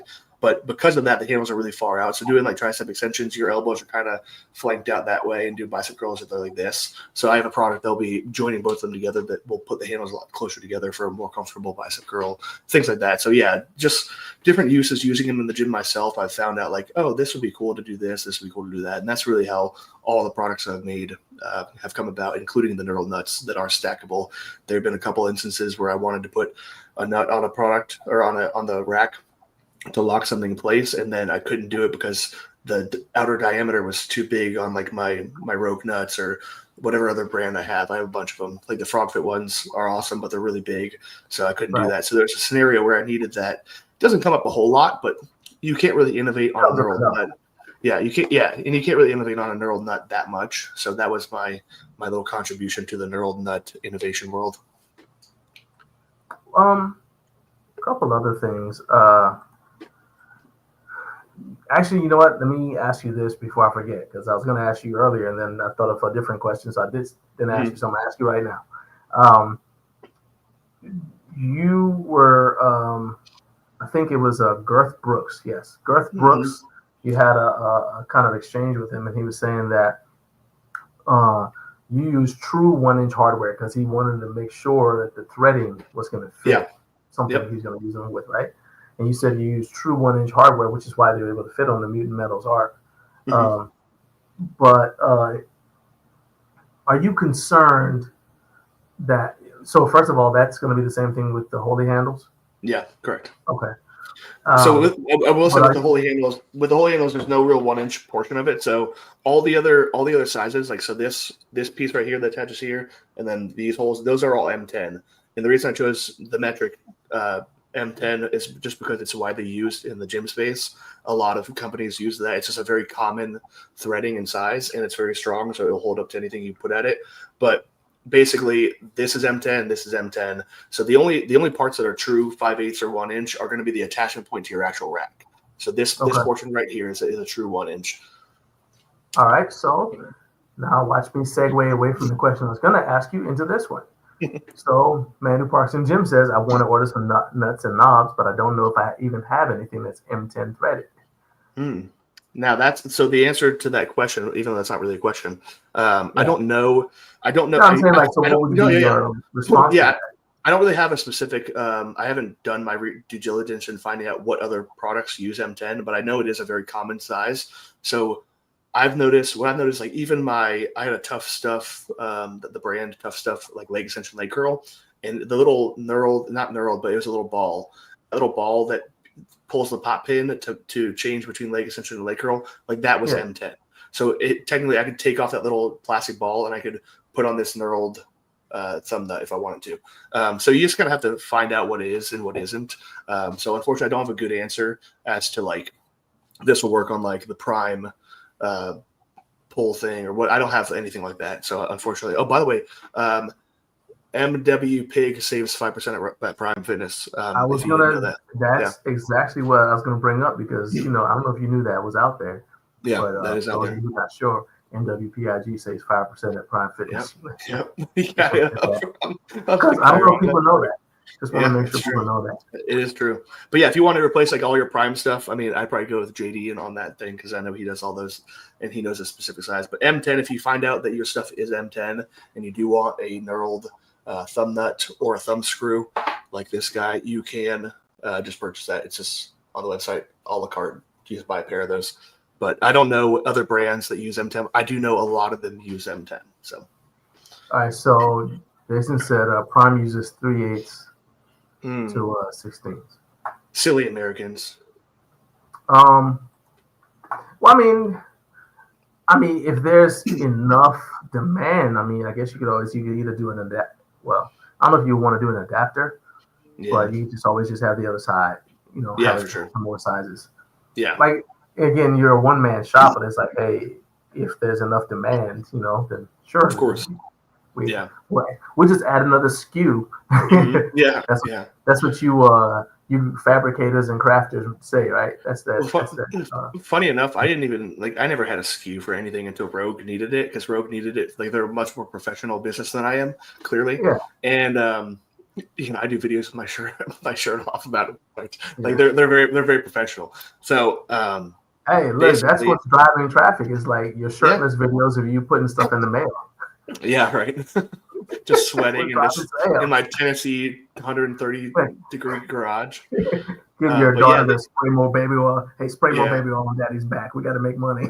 Exactly. It's all a mirage. It's all an illusion. Watch me seal this box. Look at it. So JB says order number gibberish representing we're up too early and shopping Rorman Strength too early. So there we go. I'm interested actually to see, like, I should have asked you like to keep track of how many orders you get placed during this segment, because I think that'd be fascinating. I got the website up. I'll see you. Let's see. Okay, look let's at see that. here. Okay, we're at 3 this morning. Look at that. Okay, hey, we need to step it up. Let's go. I see you, Joe. Thank you so much, Joe. I appreciate you. Joe has been a very good customer, very supportive. So thank you, Joe. Appreciate it, JB. So, actually, speaking of that, Kinsey said she wanted earlier. She said she wanted the to get the handles for the VTS. On that note, if you watch JB's video, he has a video explaining how to convert the 5/8 version of the megalith handles into working with the VTS. And then Gluck, of course, did a video using the VTS with the megalith handles. And then Coop actually just released one yesterday or the day before saying they do work. But if anyone has any questions on how to adapt to that, the megalith handles do in fact work with the VTS. You will not have the latch system that locks it in place, but you can just use a band peg and stop the trolley that way. But I am actually currently working on something that will be a little bit more of a product rather than just like a hack, because basically right now you have to use a 1-inch band peg or some kind of DIY version to make the megalith handles adapt to the VTS. The VTS being the bulletproof fitness synth machine, if anyone didn't know. So to convert that to the VTS, you have to use like a band peg and just take off all the hardware from the megalith handles and put it onto the band peg instead. And then because the band peg is longer than the bolt, it will latch into the system and you can use the megalith handles. So that's for Kinsey. If you're asking or wondering, Joe does have a very good video. Joe Bauer on YouTube does have a good video about that as well. So, and the product should be, it's an easy product. So I'm hoping that should be done by the end of the year for all the people, because a lot of people want the megalith handles or already own the megalith handles and don't want to buy the bulletproof version. And I did clear this with Larry. I asked him if I could do that. Obviously, I don't want to step on his toes because he does have a product, a swivel handle is what he calls it, I believe, that does accomplish the same articulation that the megalith handles have. But there are a lot of megalith handles out there in the world and a lot of VTSs. So if we could combine them, he was all for it. So hopefully that hasn't changed. So I'm gonna throw up this comment from Carlos, and then I want to respond. I want to bring up a point that I think is important. So First thing is, Carlos said, as far as protecting yourself, he said, if you continue to build a strong ecosystem around your product by listening to the community while building strong community, those community ties will protect. And that's like the best protection, because, everybody will know it's yours. And hey, you just, you're copying so-and-so's, product. Yeah. And most companies don't want to get the negative publicity. For sure. And Synergy is great about that. I remember being in this live chat, and they were asking questions. You had them on, and they were asking questions about the dumbbell cart that they made, and they wanted like the little lips on the side for the tray to not move and little things like that. And then, sure enough, they applied it at HomeTuneCon like 2 months later. Unfortunately, I'm not quick enough to be able to adapt it 2 months later like they are. So if you give me an idea, it's going to be 6 months to a year down the road. But I'll do what I can for sure. If you want to see your production staff, you got to look in the mirror.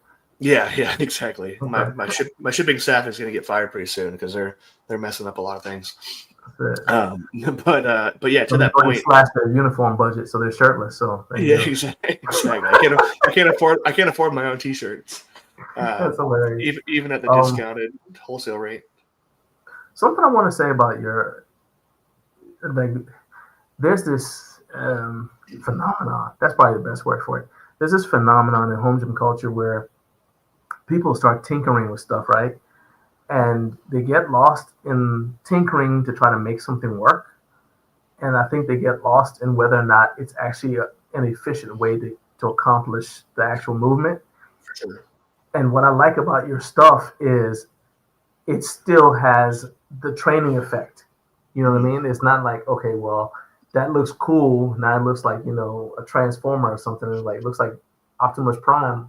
Yeah. But when you figure out like how many hours it takes to put all that together and how much time you're wasting assembling this thing before you actually ever do one rep, it doesn't have an effect. So yours isn't like that. This stuff is everything I've seen from you, even like so go back to the pull-up thing, I watched you install it on a surplus strength rack, like in real, like actually I ran a video. It was, I don't think I ever ended up posting the video, but it was like short enough to have been a YouTube short in terms of how long it took for you to install it, use it, and take it back down.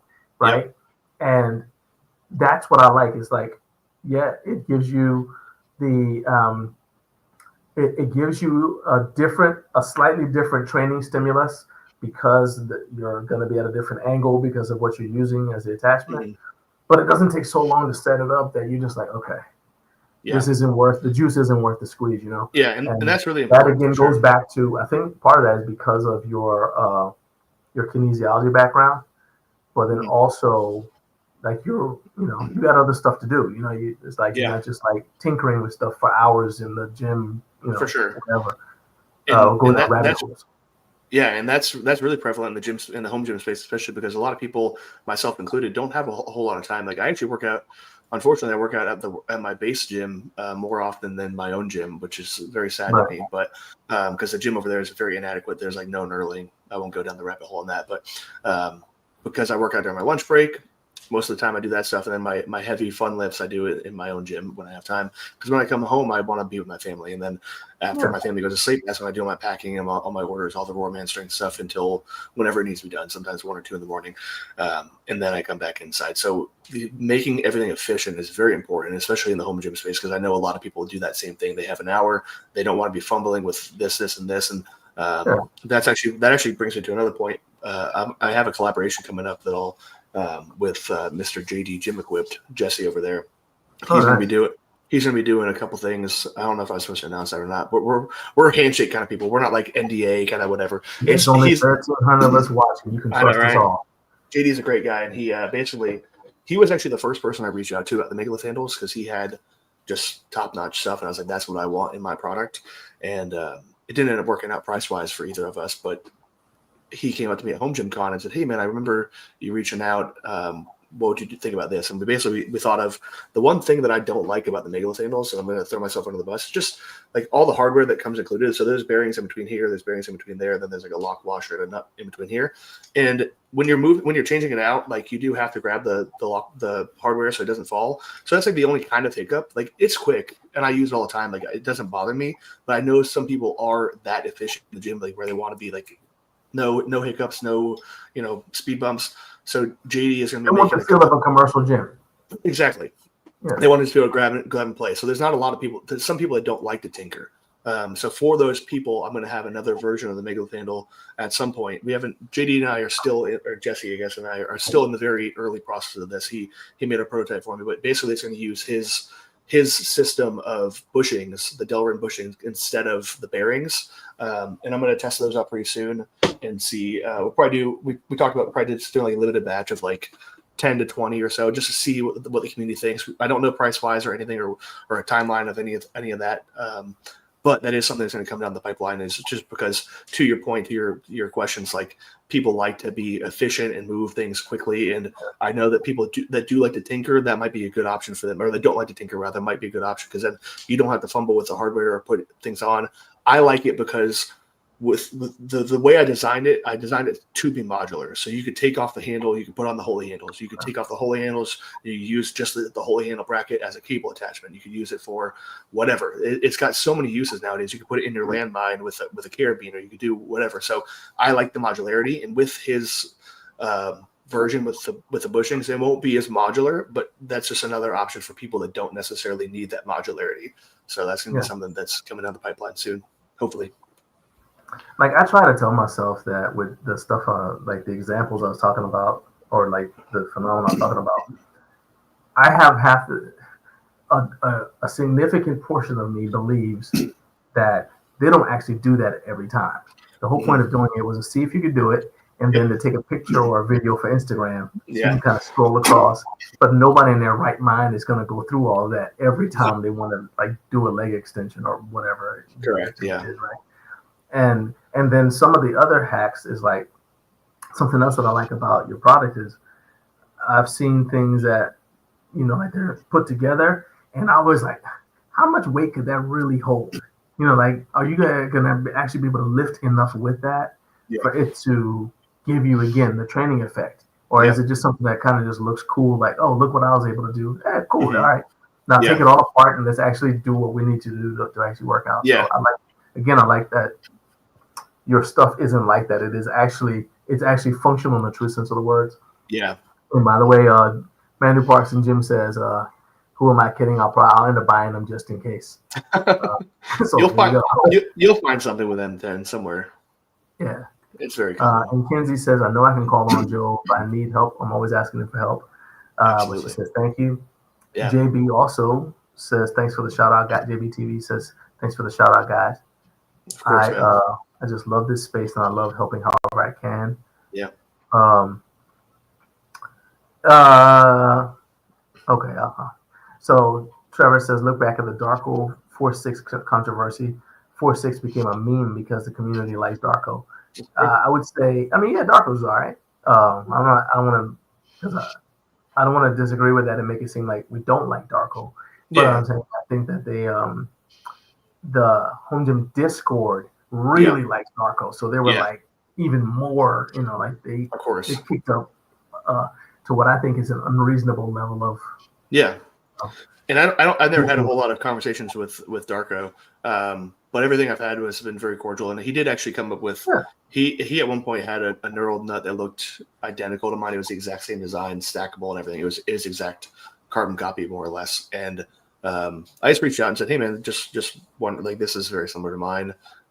Just wondering whatever. And he was very, very cordial. And he's like, hey man, I didn't even realize, I'm sorry. I was just trying to innovate in the neural net space like I was. And he scrapped the idea and came out with a new design that he liked better. So that's just how that works. And it worked out great for both of us because he's going to have something different on the market than mine. And I know coming from him especially, he's had that happen with the 4-6 thing.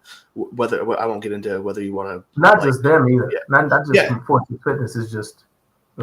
Of course, that was a big one at the time. But yeah, I mean, and to his point, Darko is very, very liked in the space. He's very active in the space, especially on Discord. So having that backing definitely helps out a lot. And same with the PRX situation with they coined it Jammergate.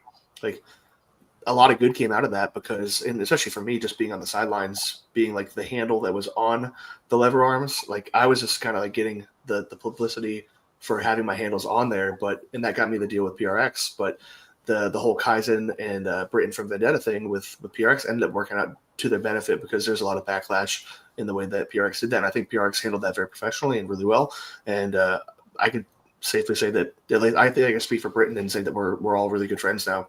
Britain, myself, and the guys at PRX, we're all pretty close, and we're able to bounce ideas off each other and do stuff like that. So the community is very good about keeping people in check, I think, in those terms, like in terms of like, if there's a blatant ripoff, they're going to support the person that they like in the community. I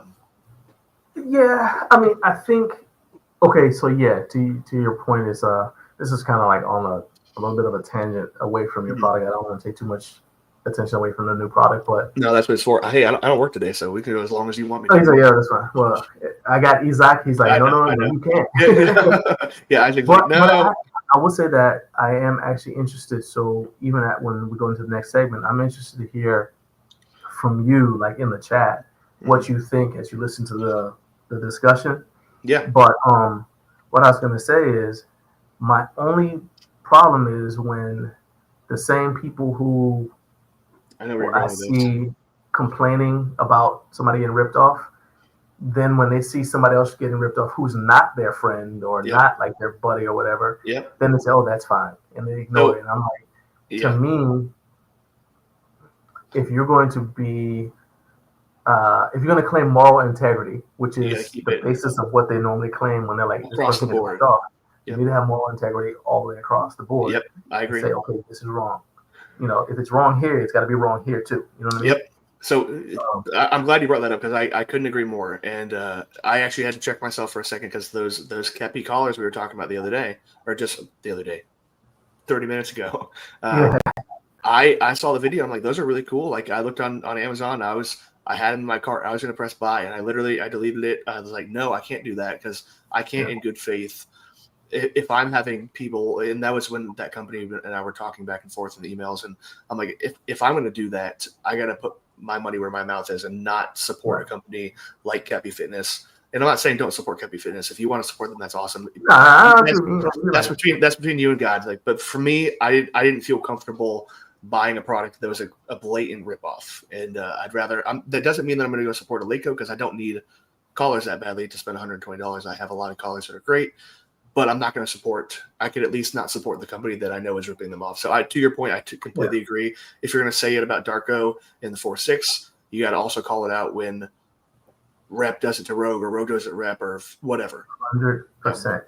I agree. Yeah, and I mean, you're like, actually, if you really like the Leico collars, or if you want to try them, next time I go visit my dad, I'll let you borrow mine.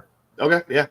Yeah. And in fact, I know I'll be there in November, but if I get up there before that, whenever the next time is, I'm heading up that way. Yeah, I'll just let you borrow mine because I got them here at the house. Like cool, I got most of the collars. Yeah, and I'll be doing that. I got them because I was gonna try them, and then I said I'm gonna do a video about it, and then I keep getting other things, because it's something I pay for myself, so it's kind of like it's on the back burner things. Like I'll get to it when I get to it because I got other stuff coming up. But I'm actually interested to hear what you think of them. Yeah. Trying them like in person. So yeah, for sure. That actually might be an interesting project anyway by itself there. So let's we make that happen. Very cool. Now let's go as we start to wrap up. We talked about that. I noticed that, and this was something that was really cool because you were talking about how you were walking around at Home Gym Con and just talking to people. And this is kind of a shout out to Jake because so you have an anchor in your home gym. I do. And then I saw a post from Paired and Powered Up when they went to visit Anchor. Yep. Anchor has a pair of your megalith handles that you gave them. Yep. And it's like, so what I want to know is, did that collaboration come about because you guys were just talking at Home Gym Con, like you, Mike, I guess Isaiah, whoever, like you're just all talking, or was it like a planned collaboration that you guys said, hey, I want to make sure that, let's see if we can make something happen, or was it just like an organic, hey, those look cool, hey, that looks cool, let's do that? Well, actually, I'm surprised you don't remember. It's because of you. You're to blame. It's not even Jake. So not to take credit from Jake, but yeah, you this is probably 2 months ago or so on one of the shows.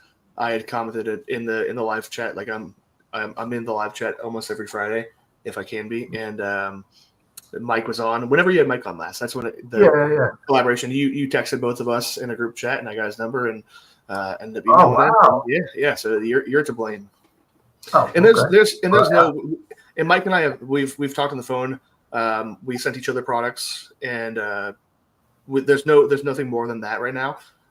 But I'm hopeful for some kind of collaboration. Yeah, just because I stand by the product. I think the anchors are awesome, especially for me. I travel quite a bit for work. I usually go on some kind of work trip probably once a month or so, maybe once every other month for a week or so. And a lot of times we're out in a remote place where I can't get to a gym necessarily. And having those anchors is going to be a game changer. I can hook that up to a tree or a post or whatever, just bed frame. Do some workouts that way and just grab a pair of megalith handles or a D handle or something and do that. So I like them for lever arms in particular, but I also see the case for traveling with them because they're lightweight. That's like the biggest thing. If I was still in, I could seriously picture them being like attached to a 7-ton. Yeah. Oh man. Yeah, they're great. So I truly love them. I think it's a great product. I think they were kind of overshadowed by the Voltra because the Voltra is shiny and pretty and it does a lot of things that the Anchor doesn't. But digital, but the Anchor's been around for a lot longer and it's tried and true. It feels really good. It's really smooth. And I actually like that it doesn't have like batteries. There's no batteries to die. It's just. And that's the thing. When I go out to I might be in New Mexico blowing stuff up for work or whatever, and I don't have the ability to charge my Voltra. Nor would I want to bring my Voltra out into the desert where I'm blowing things up.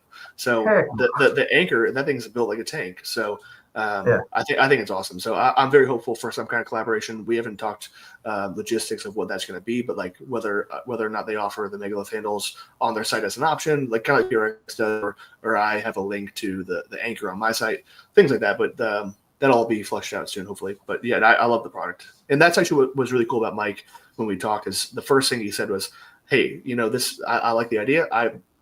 Most of all, I want to get you a pair of anchors, and I want you to try them and let me know, because you could think they're cool online or whatever, but if you try them and you say, oh, well, they're cool, but they're not for me, then it might not work, and we can still be friends and do whatever. But I don't want you to invest in a product or have any kind of ties to a product that you're not fully invested in. And that was really cool with him. I thought that was awesome. And the same thing with him. I sent him a pair of handles. I said, I want you to try them and use them with the anchor and do everything you want to do with them, try them out, whatever, and make sure that this is a product that we both mutually like. Yeah. So that's where we're at. So I'm going to tell you, full disclosure. First of all, thank you for letting me know. Yeah, of course. Full disclosure, I completely forgot that I had connected y'all. When I saw the question in the email, I figured, I saw the question. I'm like, you did this. But, I was like, how did this? I literally, everybody can say like, that wasn't like me kind of like pitching you something to like gas me up. It was like, it wasn't a layup. Forgot that I had connected y'all. Yeah. And it's not the first time that I'm like, because I mean, you do it a lot. It even is the reason why the show exists. It's like I spent so much time as a home gym owner not knowing how to find the resources I needed, that now all of this is like a love letter to my former self from 2002. Yeah. Like, hey, and so I get great joy out of connecting people with people who like with other people, right? And like, hey, you got something he needs. You got something he needs. Let's see what happens. If it's nothing, that's fine. But absolutely. So that's I feel like it's living my purpose. You know what I mean? So for sure. So to that end, I want to connect people with your website so they can buy more stuff. Absolutely. How can people buy stuff from you, especially the handles? So we got RormanStrength.com going across, but then also let them know if they want to buy stuff from Rogue or whatever. Yeah, please buy from Rogue as well. Yeah, so if you guys want to do, I don't know if Rogue is like the 3 ships 3. It's probably not, because no, it's definitely not, because I ship it myself. I'm still doing all the fulfillment for Rogue. But yeah, if you get on roguefitness.com and you type in megalith handles, they're on there. They don't ship to Canada. I'm sorry, not Canada, but they don't ship anywhere other than the 48 continental United States. So you can't get them if you're in anywhere else other than the continental United States. So you have to go through romanstrength.com if you want them there, but definitely buy from Rogue as well. I always like getting more sales through them as well, because it makes me look good, and it'll build that partnership even more, because they're going to see the value in having me on their site. So that's an option, romanstrength.com. And then, of course, on prx.com, prxperformance.com, you could, if you buy a pair of Halo arms, you could get the megalith handles as an upgrade option for your handles. I don't think they offer them a la carte yet, but that's all the spots you get them. Perfect. All right, my man. Yeah. And final thing, where can people get this song that you're dropping? Oh yeah. So I dropped the song. It went live at midnight. So like John mentioned in my very gracious intro, I've been playing guitar for about 25 years almost. I played guitar for the Army band at one point. Much like David from Kodo Greek Grips, that's actually how he got connected. Is he's a drummer in the Army band. But anyways, sorry, I get off on tangents. Anyways, Spotify, wherever you find music, just type in Rory Ellis. The song is called "Before I Die." It's a very meaningful song to me. I wrote this while I was deployed to Afghanistan back in 2013, and I was over there as a guitar player for the band, and my job over there was just literally to travel all over to every little small fob that doesn't get like MWR kind of resources, and just play for the troops for a few days, go to another fob, and just basically fob hop all around Afghanistan and play for troops. And this song was very impactful to a lot of people over there, so it might be to you as well, especially if you have service members in your family, or if you served yourself, you might be able to relate to it. So it's called "Before I Die," and it's basically just about me going through all the things that I would like to do before I die, because the possibility of dying while I was overseas was very prevalent to me. I turned 21 on the day that I left for Afghanistan, so I was young, and you don't think about death when you're 21 until you're waking up to rocket attacks in the middle of the night. You're like, oh, this is actually a possibility. So that's where the song came from. It's basically just talks about my family and what I like to do with each member of my family before I die, if that were to happen. So it's a very, very meaningful song. You check it out wherever you get music. It's on any streaming platform. I will say, if you type in Rory Ellis if you type in "Before I Die" Rory Ellis, it'll come up. But there is another Rory Ellis. He's in Australia. He's an older gentleman with a big white beard and white hair. That's not me. He's very cool. I get on Facebook, I get messages all the time. Hey, you want to play this show? I'm like, I look where it is. It's Australia. I'm like, hey, that's wrong guy. That's not me. So just look for this ugly face, and you'll see me. Well, shout out to that Rory Ellis, who's not you, but Yeah, shout out Rory Ellis. well, let's make it easy for everybody. Drop when you sign off of here, get Put the it link in and the post it in the chat. Yeah, That way got you. people can go grab it. All right. Yeah, for sure. All right, my man. Hey, Cool. appreciate it once again. You are I always appreciate you. welcome. Thank you, sir. And dude, I hope you blow up and just don't forget about the little people when you're riding in limos everywhere. Never, ever. I also want to shout out that I am I'm wearing my flip-flop sandals. There you go. They are well broken in, as you can see. They're Look actually at that. very comfortable once you break them in, because they kind of contour to your feet. And I recently bought a riding lawnmower, so now I no longer walk in the grass, so I have to sit. And this is my connection to the grass now that I have a riding lawnmower. So thank you, John. Hilarious. Naomi is knocked out, but I will let her know that you are wearing your grass. I am wearing my grass flip-flops. Because that just gives me life right there, knowing that you're wearing those grass slippers I saw in a gas station in Arizona. It's great. I love them. All right, my bad. All right, man. Take it God easy. bless. God bless later. All right, later. All right, that was my dude Rory Ellis. Rory, like I said, hang around. I want you to jump in the live chat, because the next I want to get your input, in the live chat about the next segment that we have coming up. And but before we do that, let's go ahead and give a shout out to the Mountain Time Zone. If you're watching on YouTube, please consider liking this video and subscribing to the channel. We are trying to hit some goals on YouTube, and you can help us hit those goals by simply subscribing.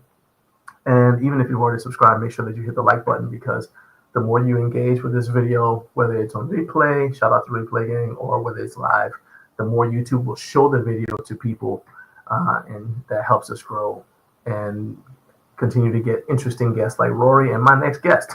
And with that being said, my next guest is my dude, Isaac Tibocha, the designer from Iron Bull Strength. Now, he is, I say he is the designer because that's why he's here, okay? He wants to clear the air about something. And you might remember Isaac from his appearance on the show on July 4th of this year. We had a great time. Like I do with all of my guests, Isaac, and for that matter, all of the crew at Iron Bull Strength have an open invitation to come on this show if they have a product reveal, especially if they got a product reveal, or just an important topic they want to discuss with me and with all of you. So last week, Isaac let me know that he wanted to present the Iron Bull Strength side of the development process that ended up with their Frankenstein Uprights.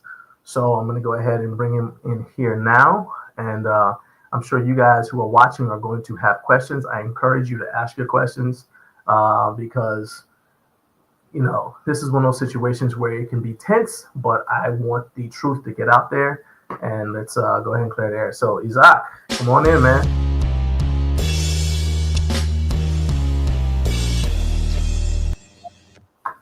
All right, so let me go ahead and explain some things. Okay, first, What? You sound like a transformer. Sorry, because And I can't hear you at all. Hold on one second.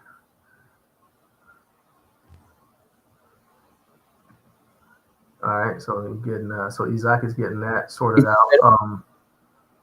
Is this better? So Isaac, hello? Hello? Do you hear me now? There you go. That's much better. Okay, I don't know what that other thing was. You sound like Voltron. I don't know. It's because my assistant with a gun pointed to my face wanted to hear the discussion, so I put it on speakerphone on my computer, and so I think it created some reverberations in the microphone. Okay. All right, so I'm gonna just let you know. So I am. I told you I was flying. In fact, Yep. the last few things you sent me, I was reading at the airport on the way to California. So we are in an alternate location, and so I apologize for the technical stuff or whatever. I'm also, you can see I'm not using headphones because I'm gonna try to connect my headphones, but I was not able to connect them earlier. So that being said, we're gonna still power through this because I think this is an important topic. let's just go with this. You're here because you said you've got some stuff you wanted to get off your chest regarding the Frankenstein uprights that are on the Iron Bull Strength website, and that I, full disclosure, have in my garage at the house on my Iron Bull Strength PR2 rack. There are a couple of other content creators who also have the Frankenstein uprights, but we're not doing a review of them right now. You said you had something you want to talk about. So what is the main point you wanted to get across to our viewers? Well, I think it's important to clear the air on the development process, and there's a lot of there's one side of the story floating on the interwebs, and Iron Bull and myself, we've been quiet about our side of the story because, well, first of all, we didn't have the time to address it because we have other endeavors to pursue, and we rather put in the work and created something new than engaging into some drama and whatnot. So we did it. We just laid it at the side, knowing that at the end of the day, we believe that our position is righteous. As you know, I'm a proud Christian boy, so I pride myself with my work ethic, my work integrity, and who I associate with. And so, whatever noise is going on out there doesn't affect my it doesn't affect my self-worth or how I see myself or what I know that I am. But in the last week, there's a reel circulating on the Instagrams saying that somebody's the ideal or whatever, and I think that crosses a boundary, at least for me, because the implicit message behind it is that I stole design, and that really, I don't say if hurts is the right word, but it comes take a wrong string in me, because first of all, as I said, my work integrity is something that I value a lot, and also because implying that I stole something, it also puts my family in jeopardy, because if people don't want to buy it, like you were talking with Roman earlier, a product because they feel it was stolen, well, that impacts the bottom line, and the bottom line is what feeds my family. So I at one point, listen, I don't really care what you say about me, but when that impacts my family, well, now we're having another discussion, and now I will react, right? I think it's also fair to say, I was raised Latino American, and as a culture, we don't really fear altercations, right? We don't, we beef a lot, and so my first instinct is to come in guns blazing or whatever, because that's also how I was raised, right? My dad is always like, don't ever punch first, but when somebody punches, unleash hell. So it's really hard for me to stay calm and whatnot, because my first instinct is like, well, if you want war, let's go to war. But I have my lovely assistant with a water gun pointed to my face instead if I start to get out of line. So I think it's going to be a productive conversation in peace and harmony. And yeah. Okay. So first of all, I appreciate your transparency, and I would say too that it's fair to say, when you're like, I saw this and it upset me what people said, because that's a human reaction. That's a normal human reaction. Okay. I don't want to describe what you're upset about. So instead, what I'm going to do is, because you shared the clip with me. Yep. And to be honest, I had not seen the clip until you shared it with me. And then this morning, I went back and I watched the episode, the segment, and I'm going to get the link to the full segment and post it in the YouTube description. So for those of you guys who are watching on LinkedIn, you can go over to YouTube, find the same episode, and the link to this video where this clip appears, because I like to let people be able to watch the entire. Don't just watch a clip; watch the full thing. So that will be available. Okay, so people can watch it. But that being said, I'm going to share now the video that the clip that you're talking about, and then we'll come back and we'll react to it. But I want people to be able to hear it for themselves. So let's go ahead and let me share my screen. Equipment, but the detail I liked the most was what Iron Bull was doing with their keyhole system, where it went from the 1 inch to 5/8, kind of weird like drop system that was there. Considering who asked this question, this is an interesting answer. That's hilarious. Yeah. It's a good answer. It's a good answer. It is a good answer. I don't know if you know the backstory, but there's a little backstory. Yeah, I feel like I should know backstory. Flex Marks the Spot. Yeah, Flex Marks the Spot is one of he is one of the original ideators of that system of having the keyholes on all four, and they even reference him on the website as one of the inspirations behind their design. And the drama is that he's had some troubles having them see through some of the promises. That's hilarious. Not funny. Not funny for him. Product. But hilarious the way the universe, funny in an ironic way. So But Mark, Flex Marks the Spot, asked another question. It's starting over. Personal favorite piece of equipment at home gym? It's starting over. A piece of equipment, but the detail. All right. So, as I said, I'm going to post the link to that full episode. It starts at it came out of the community Q&A portion of the show. Do you even lift, bro? With Mike and with Kyle, and I think in fairness to them, people should be able to hear the whole, segment, all the questions, all the Q&A that they did. Okay. Yeah. But for right now, and I could kind of see it, but what's your reaction, in your own words? What's your reaction to seeing the clip and hearing what they said? Well, I think there's obviously a lot to unpack. And I'm not really sure of how to impact it because there's a lot there. I think maybe the easiest way is to go backwards. And so what he said is that he believes that Iron Bull, and I not quote because I don't remember exact words, but the verbiage was that Iron Bull has some difficulties seeing through what he believes it's his entitlement to something, right? I don't remember the verbiage, but that seeing things through or something like that. What they don't say the seeing things through is that Marx wants royalties. And so this is where the rubber meets the road.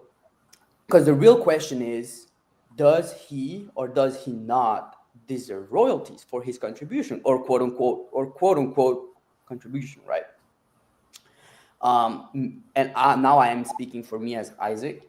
I don't believe so. And listen, I'll defend that forever because I don't believe so.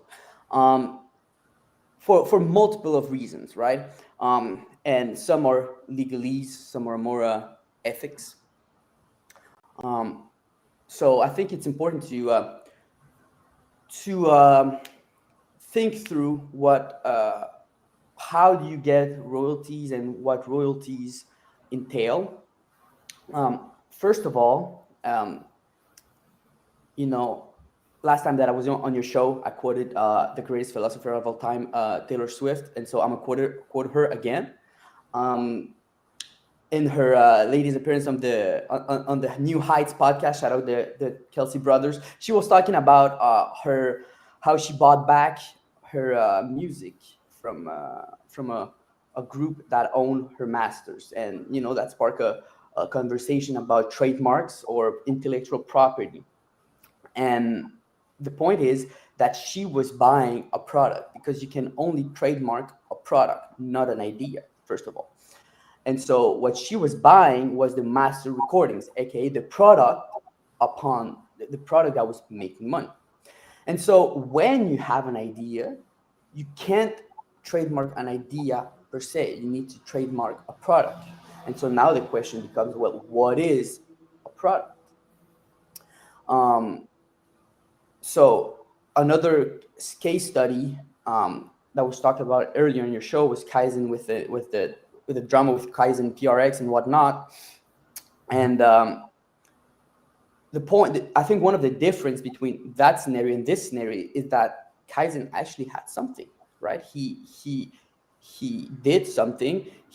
Even though it wasn't trademark or it wasn't manufactured, I mean, there was proof in the pudding that he built something. There was a product there. And so, and a thing too that is important to note is that when you have a product, right, when two people have the same idea at the same time, and now here it depends on the country, because this is our country specific, but I think for the US, this is it. I'm not a lawyer and I don't even live in the United States, but for the United States, I think that how trademark works is that if two people can prove that they have the same product, if one trademarks it, the other one is allowed to sell it because he can show that he created a similar product before the trademark was public, or even before the information was public that a similar product was coming about.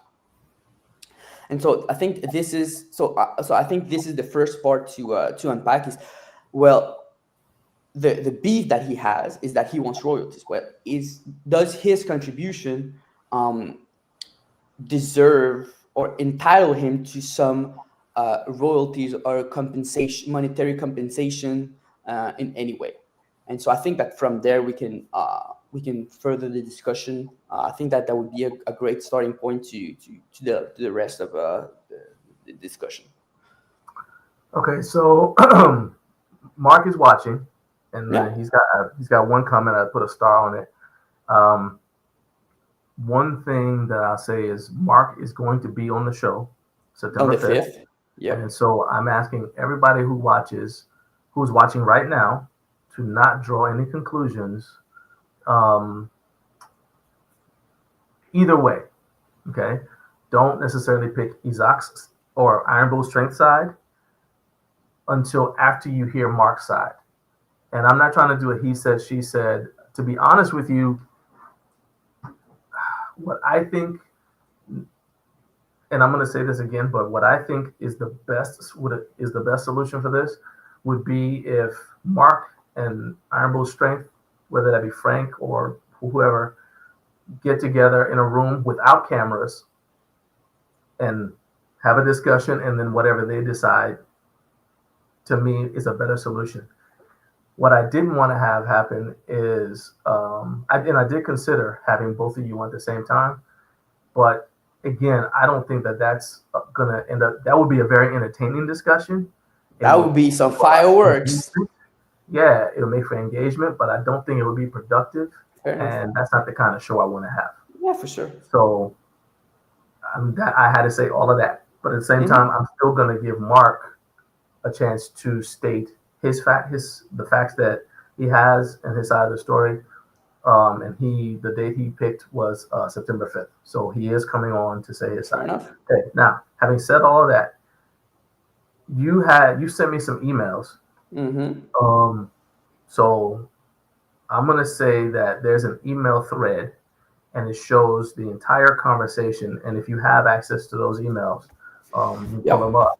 Because the first thing I want to say is, and this kind of goes with the question that, actually it goes with the questions that I promise if I mispronounce your name, but Gibran Hyder and Joey Echeverria said, it kind of goes to both of their questions.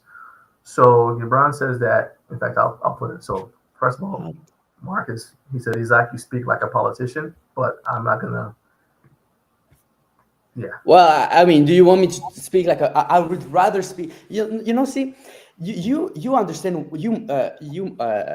John, you understand why I speak like this, because my other job is actually I work in security and I work as a bouncer. I work with mentally impaired people. And so that's one of parts of my training, that when emotions get high, well, I slow down to slow down everything, right?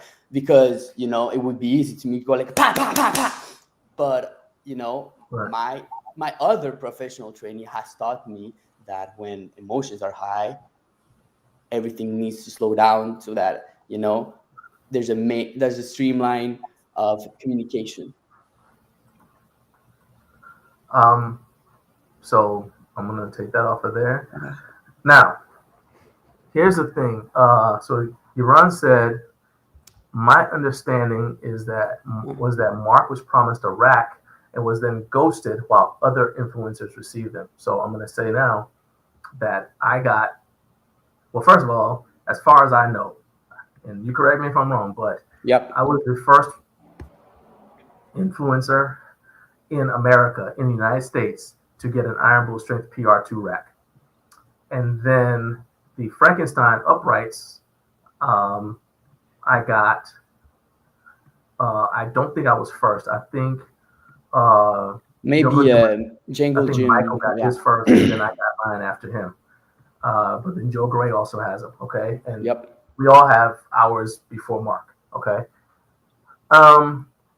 But that's why I wanted you to pull up the email if possible. Yeah, it's I put it in the okay. Hang on, I'll do this. I think I can do it this way. Okay, because I don't know, my Mac doesn't allow me to screen share right now. So this is no. It's that's fine. So this is and I don't know if you guys can see it. So I have I mean I can see it at least, but I have redacted the emails and personal information because I don't want to I don't want to dox anybody. So you know, there's no, that's fine. Yeah. So just so people understand why the black boxes is because I don't want to dox nobody. So there's I try my best. Maybe I missed one, but I read it 3 times yesterday, so I think all the personal information is covered. It's covered. Yeah. So what you just shared is the redacted version. It's got all the stuff taken out. Yeah, I get that. What I was saying is I don't know if people can see what's in the email. Like the screen is, you know, it's small.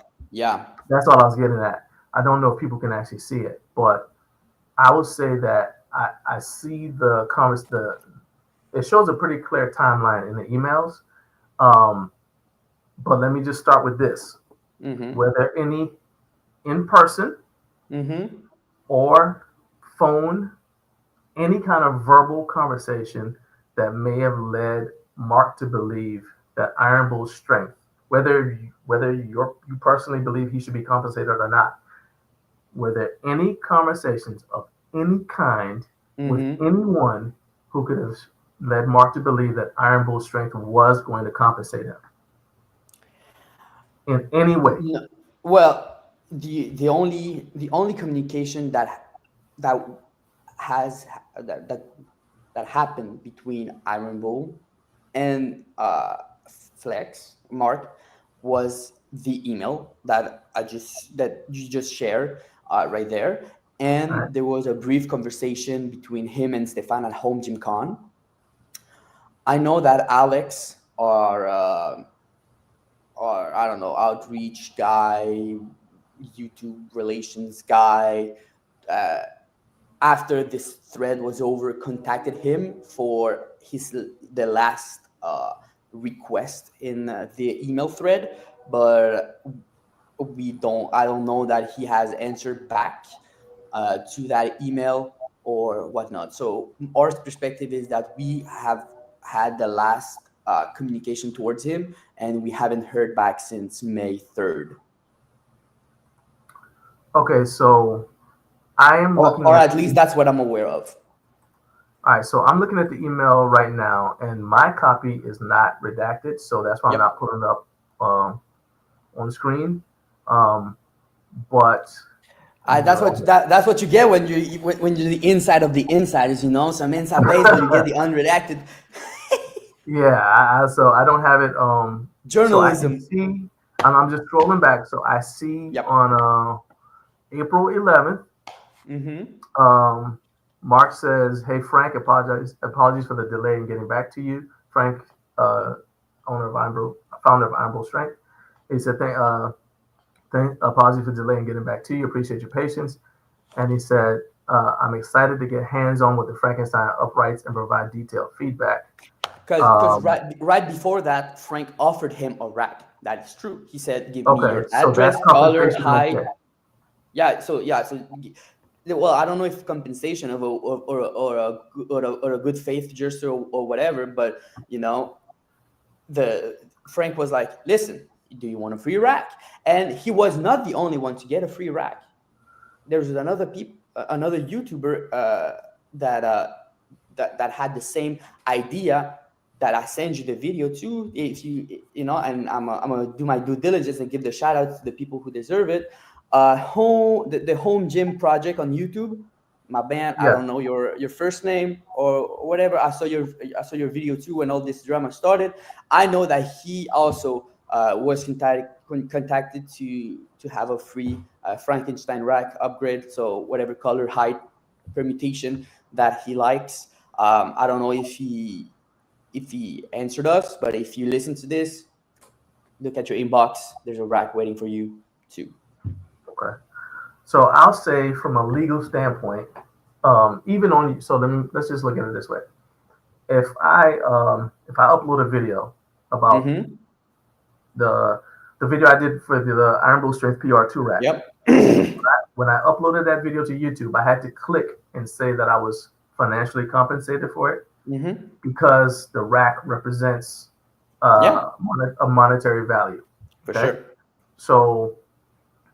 So Mark was promised a rack, which signifies financial compensation. Okay. Fair enough. Now, as to why he didn't get the rack, we can go into that later. But that's the first thing is like, was Mark promised anything by Iron Strength that's related to this product? And the answer is yes. He was promised a rack. Okay. Yep.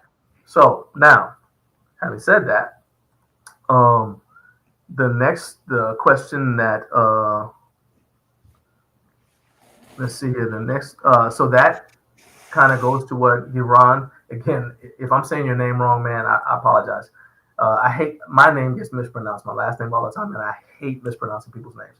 So if it's Gibran, cool. If it's not, and you can figure out how to let me know how to say it, just put it in the comments, and I will immediately switch to the right way. So anyway, but Gibran said my understanding was that Mark was promised a rack and that was then ghosted while other influencers received them. So what I can say is from reading the emails, number one, Mark was promised a rack.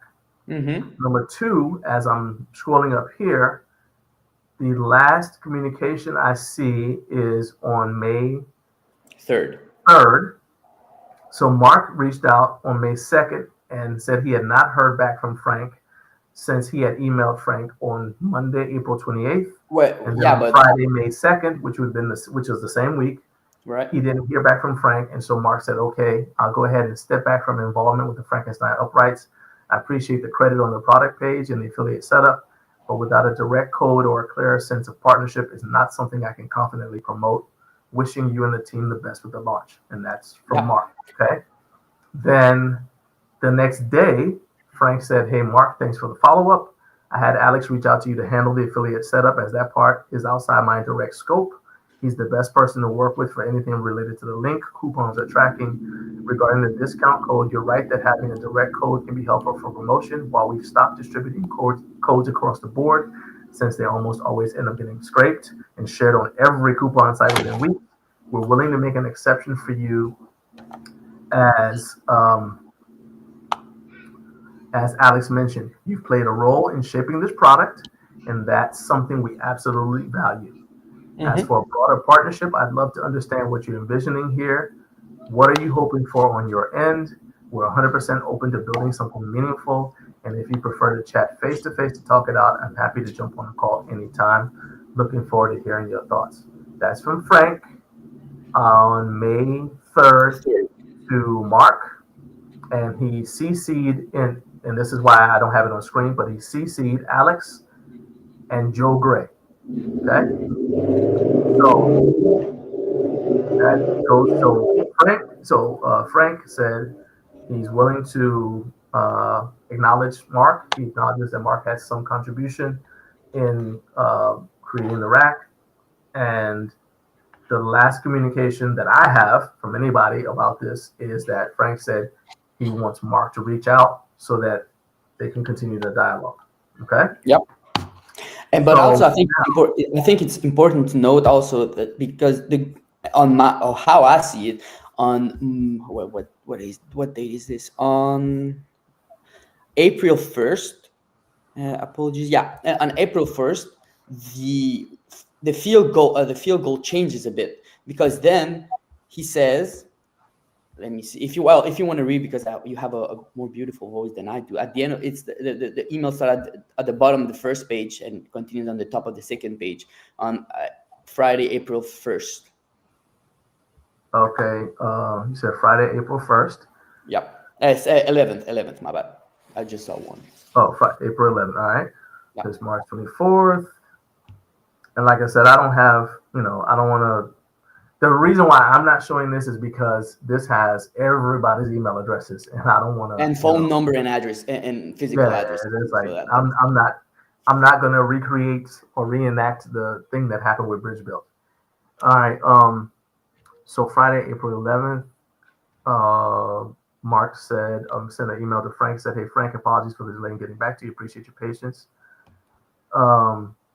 Okay, so,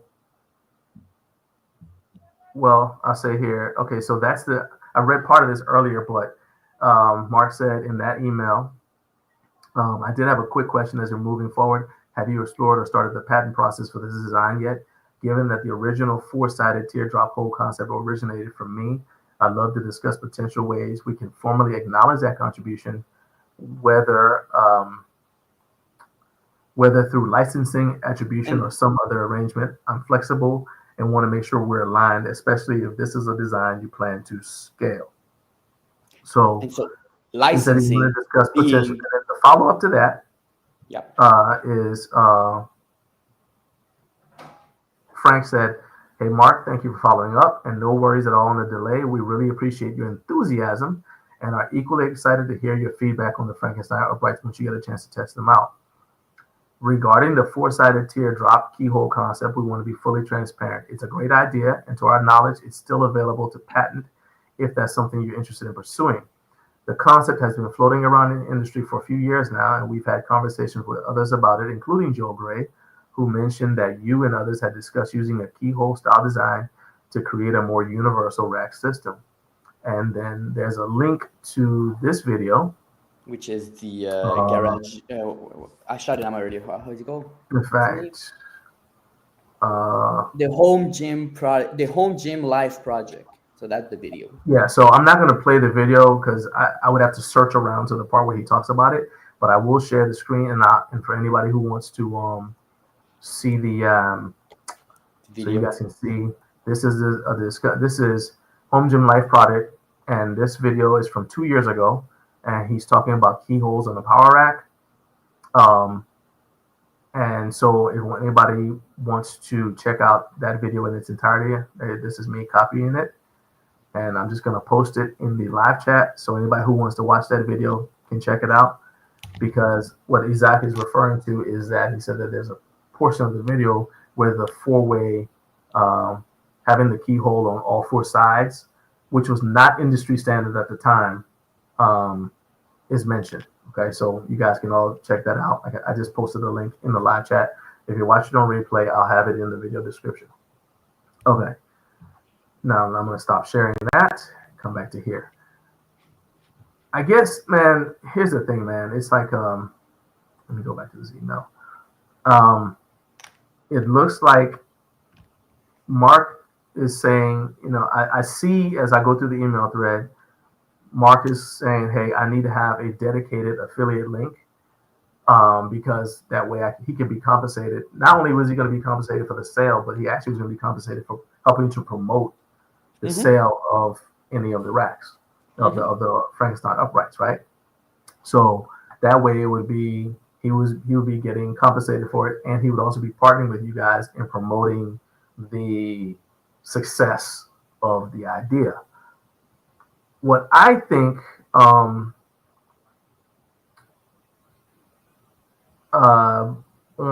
Monday, April 28th, which was the second to last email that Mark sent, Mark says that the page said Mark from Flex the Spot. Yeah. And he said my brand is actually Flex Marks the Spot, and he asked to have it updated to the correct name. Right? And then so yeah. And basically Frank agreed, it was going to be changed. I'm looking, and in fact, even in that on an email on April 24th, Mark said I'd definitely be open to. Mark said, I appreciate transparency and thoughtfulness in your reply, which is his response to what Frank said on the 14th about there was not going to be a licensing deal, and he wasn't entitled to any royalties, basically. Yeah, so he said, so Frank said that on the 14th. On the 24th, Mark said, hey, appreciate your patience while I took time to think this through. And he said he was excited to get his hands on the Frankenstein Uprights. He said, I appreciate the transparency and thoughtfulness in your reply. I totally get the need to develop a system that aligns with your goals while being legally sound. That said, I still feel that the initial idea I shared, especially the specific four-sided design, played a meaningful role in shaping the direction, even if the execution was tweaked. Mark said, I'm not looking to overstate the contribution or make things transactional, but I do think there's room to do something that respects the origin while creating a genuine win-win. I've had a few conversations with other companies in the past about the same concept, which is part of why I believe there's something unique and valuable here, not just in the idea, but in how it can be executed thoughtfully. I'd definitely be open to discussing an affiliate partnership, especially if we can structure it around a high exclusive or high visibility code tied to the Frankenstein rack. I'm happy to promote it, tell the story in a way that brings value to both sides. I've seen firsthand how brands like PRX and Rogue were able to course correct and strengthen community trust by recognizing originators, and I think we can model something similar here. Not as a gotcha, but as a collaborative example. So, and I see that there's a question from Joey. I'm going to go ahead and ask this question from Joey. He says, Isaac, can you address why Mark's name was used in the marketing before talking to him about the idea and the plans? So, do you know if Mark's name was put up on the website? It was put up there because he said it was incorrect on the 24th. Was it put up there after you guys had already had like the dialogue, or what? What was the catalyst for you guys to say we'll put his name up on the website? Right. And so basically what happened was that and I think now we can get into the full timeline and history of how this product came about and our side of the story. So the point of the idea behind the Frankenstein Uprights wasn't necessarily to create a teardrop design. The idea or the intention behind it was to create a universal rack. So we wanted to be able to combine 1 inch and 5/8 holes. And that's, I think, something that every gym enthusiast or home gym enthusiast has thought of that before. And so at the beginning of the year, there was an AMA on Reddit with Frank. Joe Gray being the moderator. They were having discussions back and forth before that. And Joe gave a list of suggestions of ideas of products that maybe we could do. And he, because when I talked to you last week that I wanted to go and show, after we hang up, I called Joe to have his side of the story and what's going on. And he told me that he told Frank that he was wanting to have a rack, maybe with with 5/8 holes in front and 1 inch in the back, something so he could use all the attachments.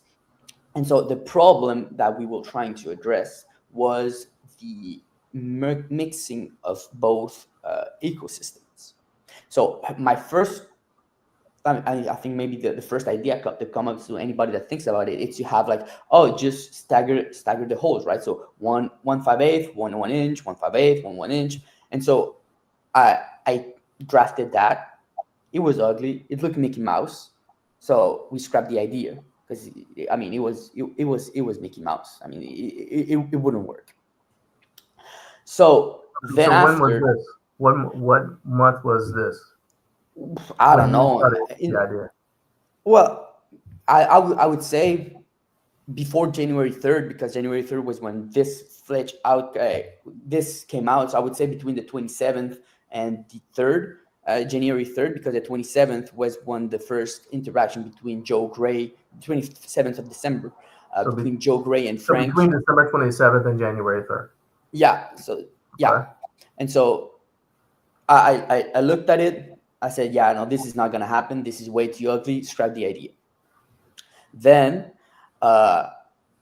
in the email that Joe sent us, there was like this product and then some information. And then he said in the email that Frank saw, which I didn't, I only see this information in the last week because this is when the drama all came bubbling up to the surface. Prior to that, I was just doing my stuff before I had to be the public relations guy, But Joe sent a product idea of a 4-way keyhole column, and then he attached a video of somebody speaking of it and said, by the way, the guy on the video is Mark. If you ever pursue this idea, just give him some recognition or just giving him props. So that's Joe said, the question. If you pursue this, give Mark some recognition. Yeah, and that's why he was in the product on the website, because Joe gave us the idea, said, give the credit to Mark. And so that's why Mark was in the description at first, because on Joe's behalf. Okay. All right. So I've had time to kind of chew through this a little bit over the few. Let me get rid of this. Hang on a second. Technology. All right. So I've had time to kind of read the email. I've read the email multiple times, and is there a way to? I'm not 100% drawing conclusions, but I have spoken to Mark. In fact, as I told you, before I ever spoke to you guys at Home Gym Con, I talked to Mark upstairs in that suite, and asked him, if he had been able to get in touch with you guys, what he wanted to do and whatnot. And then I went downstairs and I talked to you guys, and we didn't talk about that. We talked about the stuff that, I had going on with you guys. All right. How you were butthurt about my customer support because, I had to do everything back in the day. Hey, look. I understand the situation now, but like I said before, like I said then, hey, I can't recommend people buy from a company. I get it. It is what it is. But hey, that's water under the bridge. That's water resolved. under the bridge. You got customer service. You got a number of people to call. Shout out to your customer support girl.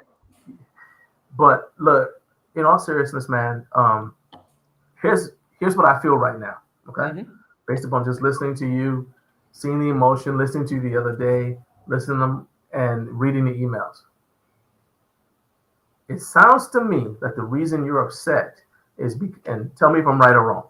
It sounds to me that the reason you specifically are upset is because you feel like people are accusing you of personally taking Mark's design to make the uprights. Oh, absolutely. Yeah, that's exactly it. Like I'm not a thief. I don't steal designs.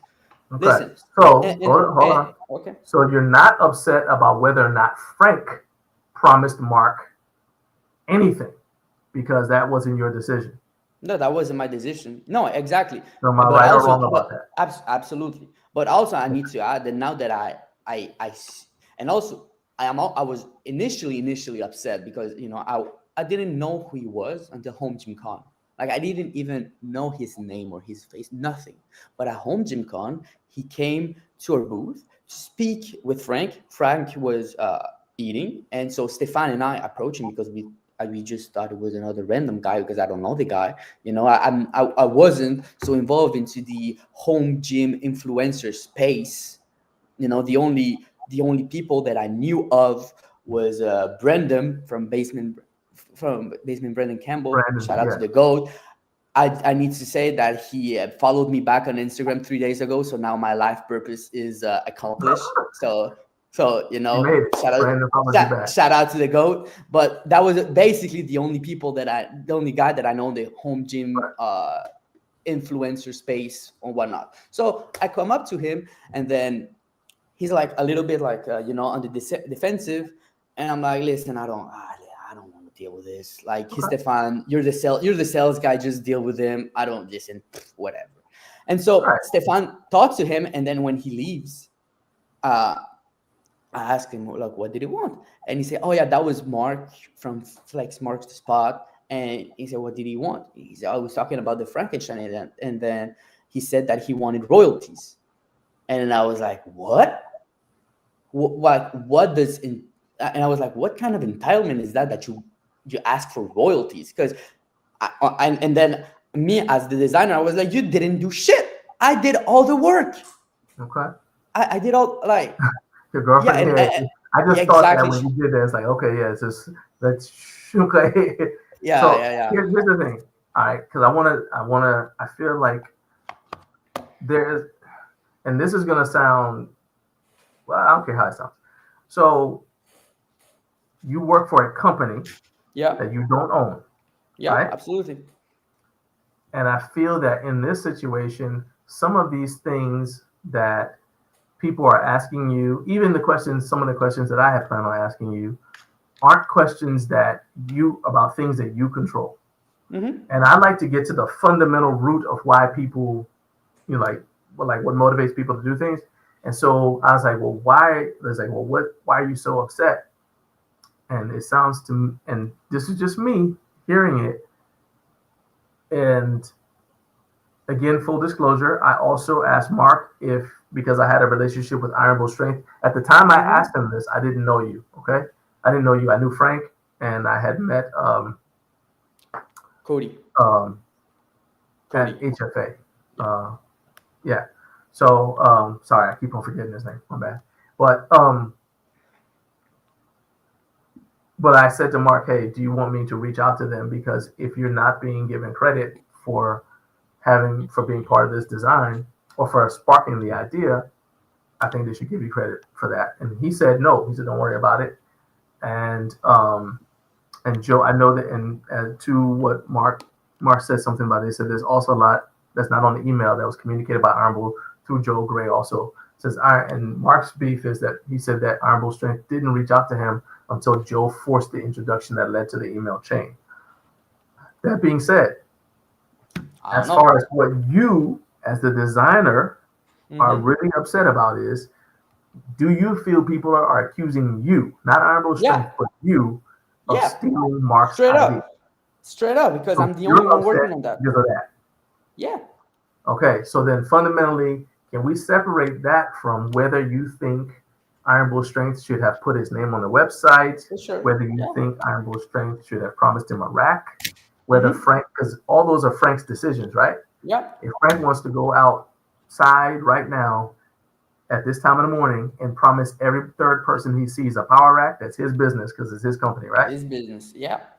Okay, so I'm not going to ask you to defend whether or not Mark should have gotten a rack, whether Mark should have an affiliate code, whether Mark should be getting royalties, anything like that. What I want you to do is, from the information you have, anything you can share, do you have anything that shows that you did not use, that you were already designing something before you spoke to Mark, or not before you spoke to Mark, but before Mark was contacted by Iron Bull Strength? Yeah, so I'm gonna drop in some images on the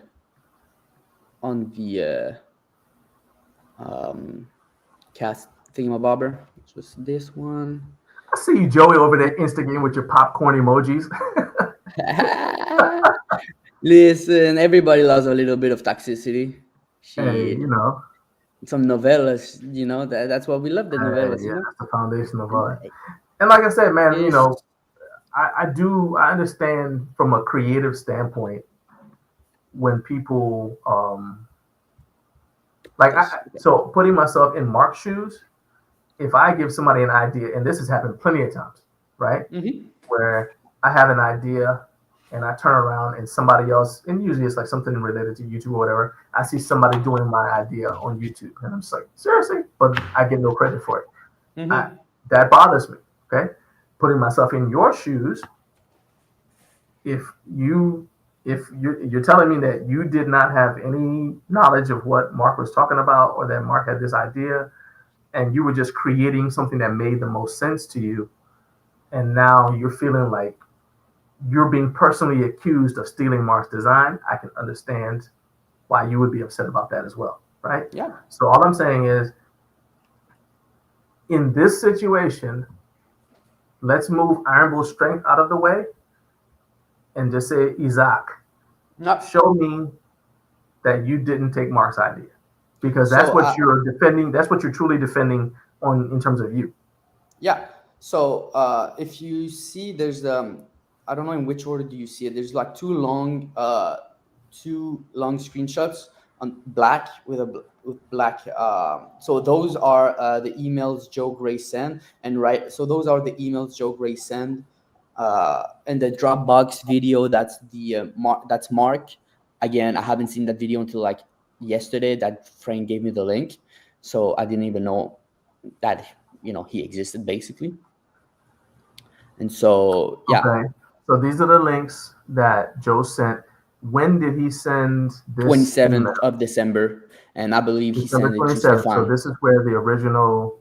Yep. He said, "Hey, these are the ideas." Yep. And then you went from there to. So, but on the 27th, he mentions Flex marks the spot in that email. Exactly. But I didn't read that email that wasn't addressed to me. That was addressed to Stefan, I think, our sales rep.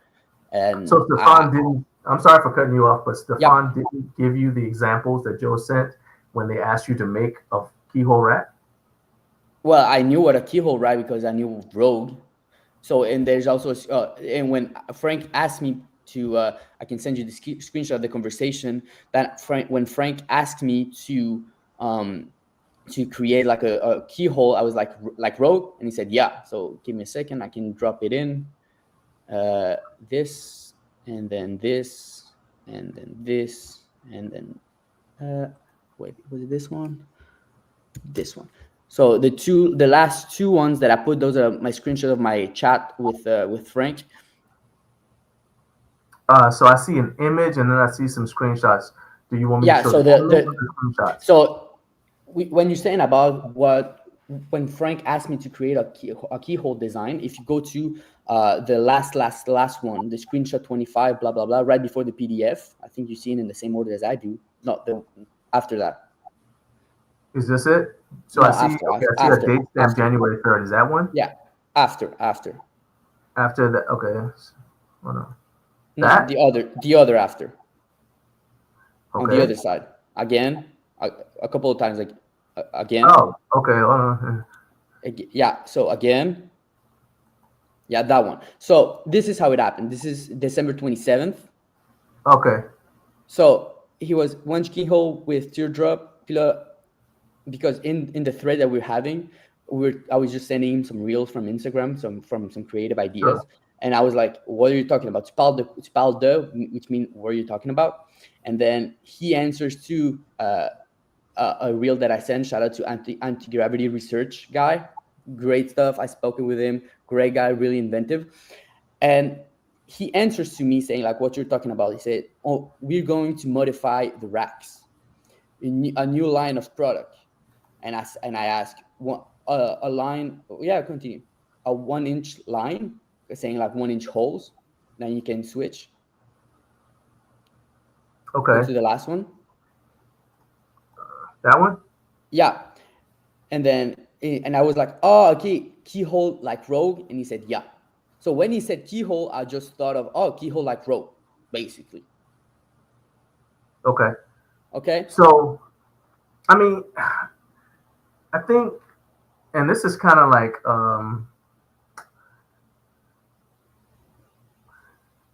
so I think what Joey says in here, let me remove that, is, so Joey said, I can't speak for anyone else, but I'm not accusing Iron Bull of stealing an idea or design. That may have come across, and I can't speak for Mike or Kyle, okay? I can see how you got the interpretation from hearing Kyle and Mike say that. But even in what they said, they're like, I think it all comes back to compensating. Like, there's a value in Mark's reputation and name, and people want to make sure that he gets compensated for it. Is what Joey is saying in the his second comment. He said, it looks to me like Iron Bull was and is trying to benefit from Mark's reputation in their marketing without due compensation. So basically putting his name up on the website, I understand why you said they did it, but the optics of it are, it looks like you guys put up a product on the website and used Mark's name.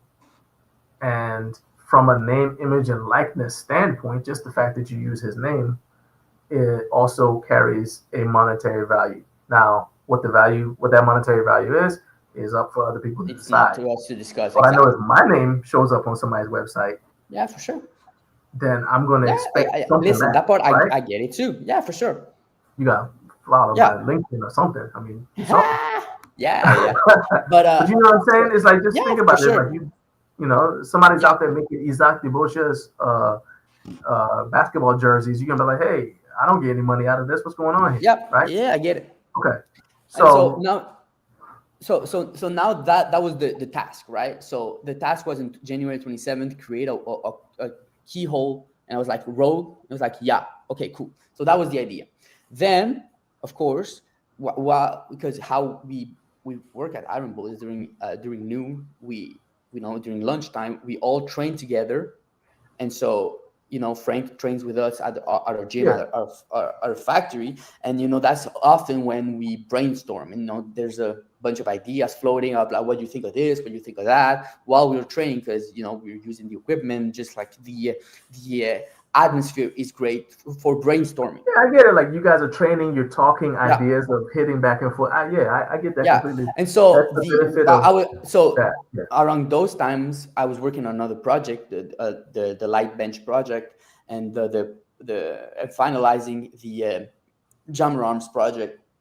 And while we were talking about the columns, I was like, just a keyhole. It was like, no, well, I wanted to be able to use the 1 inch and the 5/8. The problem is that they slip up. So just resolve the problem on slipping up. I was like, okay, cool. Yeah. Then you can go to the technical drawing, the image of the technical drawing. You said the drawing? Yeah, the drawing, the technical drawing over there. Right after the Joe's emails. So the third image, I guess. Yeah, that one. And so here is basically the genesis of the Frankenstein Uprights, right? So this is the side plate of our jammer arms that you see they were created on, now I don't know how this, it's either the 8th of October or the 10th of August. I don't remember which side the date goes on that one. That's October 8th, 2024. Okay, there you go. So basically, what you see there in the red square is a series of hole offsetted, basically like the Frankenstein Uprights. But I did that on the jammer arms to have like starting points. And so while I was training, I saw that and I was like, oh, there it is. That's the answer. Right. And so that's how the teardrop with the two holes offsetted came about, is because of that. So let me from the email thread. Yeah.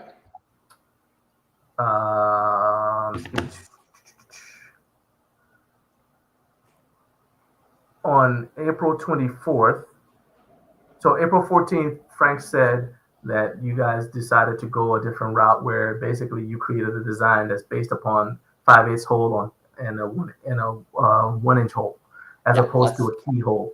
Yeah. And I'll just say that that's the reason why I like the Iron Bull Strength design better, because the other designs I've seen, it's easier for whatever it's like for the 5/8 to slip into the 1-inch basically.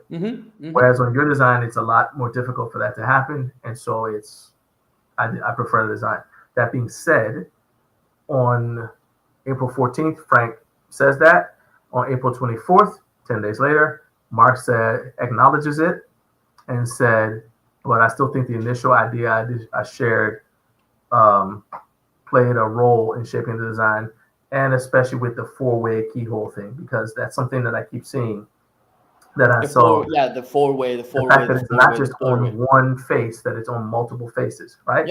Yeah. So I'm going to say, from knowing you, I don't think that you just took Mark's design, okay? And I know that a lot of people who are in here watching, because I can see their comments, are not saying that you just took the design. What I think people are objecting to, and which is why I wanted to separate this, because, again, some of the stuff that's going on in here, and you are a creator yourself, so some of the stuff that's going on in here is people are going to ask, because you're the Iron Bull Strength representative right now. So they're going to ask you about everything involved in this. And some of that stuff I would assume, can't answer, because that's Frank's decision to make. Yeah. Okay. So, you know what? I'm going to stop right here. Rory Ellis said, these are true first world problems right here. Can we all agree to give God praise that absolutely. These are our tribulations? Amen. Oh, yeah, for sure. Brother, I'm telling you, there are people, there's somebody right now going to bed wondering if they're going to wake up in the morning and have food. And we don't have to deal with that. So 100% I agree with that. Amen. And in addition to that, I pray for that person that they do have food to feed themselves and their family. So that's an excellent point. I love that you brought that up, Rory. All right. And Mark agrees. I'm going to say, let's see here. You had a drawing. I'm just going to say, you sent me a drawing. I can't find it, to be honest with you. But you sent me a drawing showing the 4-way, showing the actual, was it a CAD drawing or whatever, showing the post. You have that? I think, well, if you've seen the orange picture, the picture right after, there's a screen grabs up right before that one. So it doesn't. So it's not in this. Yeah, that one. Okay. Yeah. So that's what I'm saying. So the date of this is January 3rd. This is Friday, January 3rd. Yep. Okay. And this shows the keyhole design on more than one side. Yep. Okay. So based off of seeing that, that's why I say, I personally, I don't know what everybody else believes, but I personally don't believe that you took you saw Mark's design and ran to Frank and said, hey, I got an idea, let's make this, and try to pass it off as your own. Okay. I don't believe that, based upon that and from conversations with you. That being said, and this is not something that I think that you can answer. This is something for, quite frankly, no pun intended, to me, Mark and Frank, right, to resolve, because the last email I saw was from Frank to Mark. What I know Mark told me in person and what he said here is that he feels like Iron Bull Strength did not want to, in fact, hold on a second, let me go back up. He felt that Iron Bull Strength did not want to work with him until Joe basically messaged them, right? Message you, Frank. And so it looks in the emails like Frank reached out and Mark walked away. But here it is. But from what Mark told me, and this is hearsay, okay? But Mark's going to be on here on September 5th, and he can say if I'm wrong or not. From what Mark told me, the reason why he kind of like said, okay, whatever, is because he felt like Iron Bull Strength wasn't really interested in making a good faith effort to partner with him. Well, I think there was I know for a fact that there was a lot of I don't know if resentment is the word, but like a bad juju, let's say it, when he started asking for royalties. I think that when he started asking for royalties, then it was like a turning point of like, what? Like, what are you talking about? Well, I hear that, but what I'm saying to you is, I don't think that you can even make that determination because now you're interpreting how Frank felt. For sure. Yeah, I get it for sure. Yeah. So I'm just gonna say I appreciate you coming on here. I should have said that in the beginning. I appreciate you coming on here. I appreciate you showing the timeline. What it seems like to me, I'm gonna go right back to what I said. It seems to me like the only way to resolve this in a way that would be a win-win, honestly, and I'm going to say this, Mark, when I see you and when we do the interview, I think that Mark and Frank need to have a conversation without anybody else there. And whatever those two adults decide is what they decide. Mm-hmm. And I hope, as a member of the community who wants to see Mark succeed, and I like your company, I want to see you guys can succeed. I'm starting to like meet and know people who work at the company and understand what you guys are doing. I think that's the resolution. Mm-hmm. And I want Mark to come on to say his side as well. But, and I'm not, to be honest with you, Isaac, I don't know if Frank is watching or if he's going to watch this, but I'm also not accusing Frank of anything, right? What I think is this is something that looks like it became a tempers flared. Yeah, it looks like tempers flared, and two people walked away. And just like any other disagreement, the only way for that to be fixed is for those same two people to walk back in the room. Mm-hmm. Now, guess what? I'm not one of those two people, and neither are you. And I'm not. There you go. So, do you feel though that do you feel that wasn't bad? She didn't have to throw anything at you. I know, right? That wasn't bad. You didn't have to do that. So, but what I'm asking right now though is, do you feel? And I'm gonna go back. If I see that there's some other comments too, and Gibran, thank you. But I see that there are other comments, and I'm gonna make sure I say that before we close. But do you personally, Isaac, feel like you've kind of like cleared the air as far as anybody thinking that you just took Mark's design because you said you felt like that attacked your integrity? I think I made my case to say that that was an original idea. And also, I think it's also important for everybody to realize that, and I'm going to quote Vendetta, I don't remember his first name. Sorry, Bob. I know you're a megalith guy. He's a good friend of his, but to quote him, there's only so many ways you can split an atom, right? And so, I know what you're saying.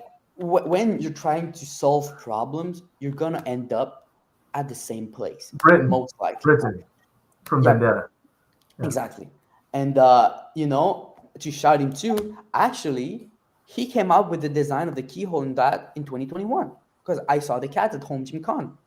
If somebody wants to claim original ideas, well, he's the one entitled to, because he's the one who actually put pen to paper and cut it out. And I saw it because at Home Gym Con, I was walking to like the booth and whatnot, and I was with the Iron Bull and I was Frank. And before even speaking a word with him, he was there you go. Okay.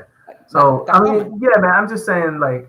But and then I guess what I'm saying is like, it was a super friendly conversation of like, before you say anything, then he opens the laptop, he show it to us, and then we start laughing, and then because he's an engineer, he understands that at the end of the day, it's the one who pushes the idea to the end that wins.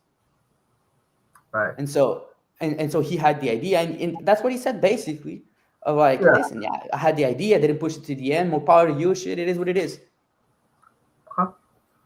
I'm gonna read the comments that are left, but I just wanted to make sure that because I think that sometimes when this stuff happens, and I'll be honest with you, I don't feel that.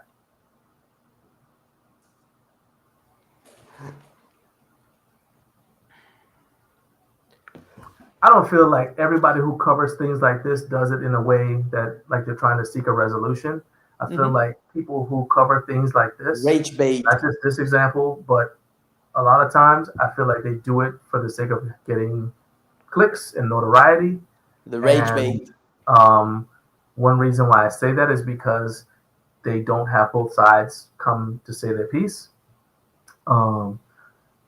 And I don't think that that is journalistic integrity.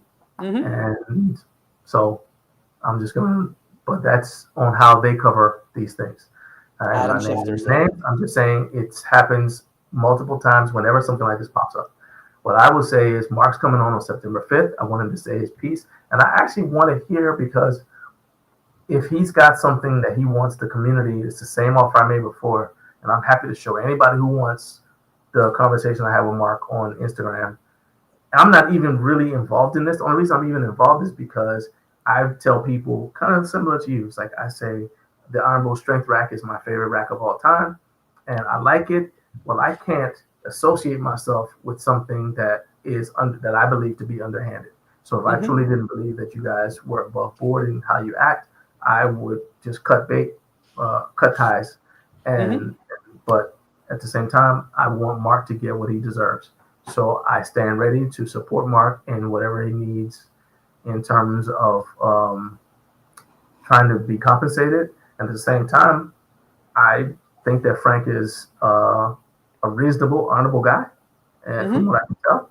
And so again, it goes back to the resolution is for me not to be there, for nobody else to be there, for Frank and Mark to get in a room and talk about it, and for other people not to talk about it. Yep. Okay. So yeah. Now I'm gonna go here. See here. So I'm backing up because I want to go back to the beginning because Snarker C had a comment. He said, in his opinion, should have got his consent, do something relatively small to make it right. Because how many racks were sold because Mark's name was on the website? I can tell you that take that off. I'll say that when we found out about the Frankenstein Uprights at HFA in Vegas, that was in March. I then talked to Joe about it. It was a text.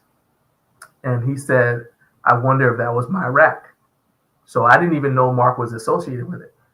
And then later on, I found out about it and that Mark was involved. And I said, first thing I thought was, that's cool. And that's where pretty much where I was with it. And then I saw that all this other stuff happened. So that's to Snarker's point. Now, I grant you, I didn't pay for the full disclosure. I didn't pay for the uprights because you guys send them to me.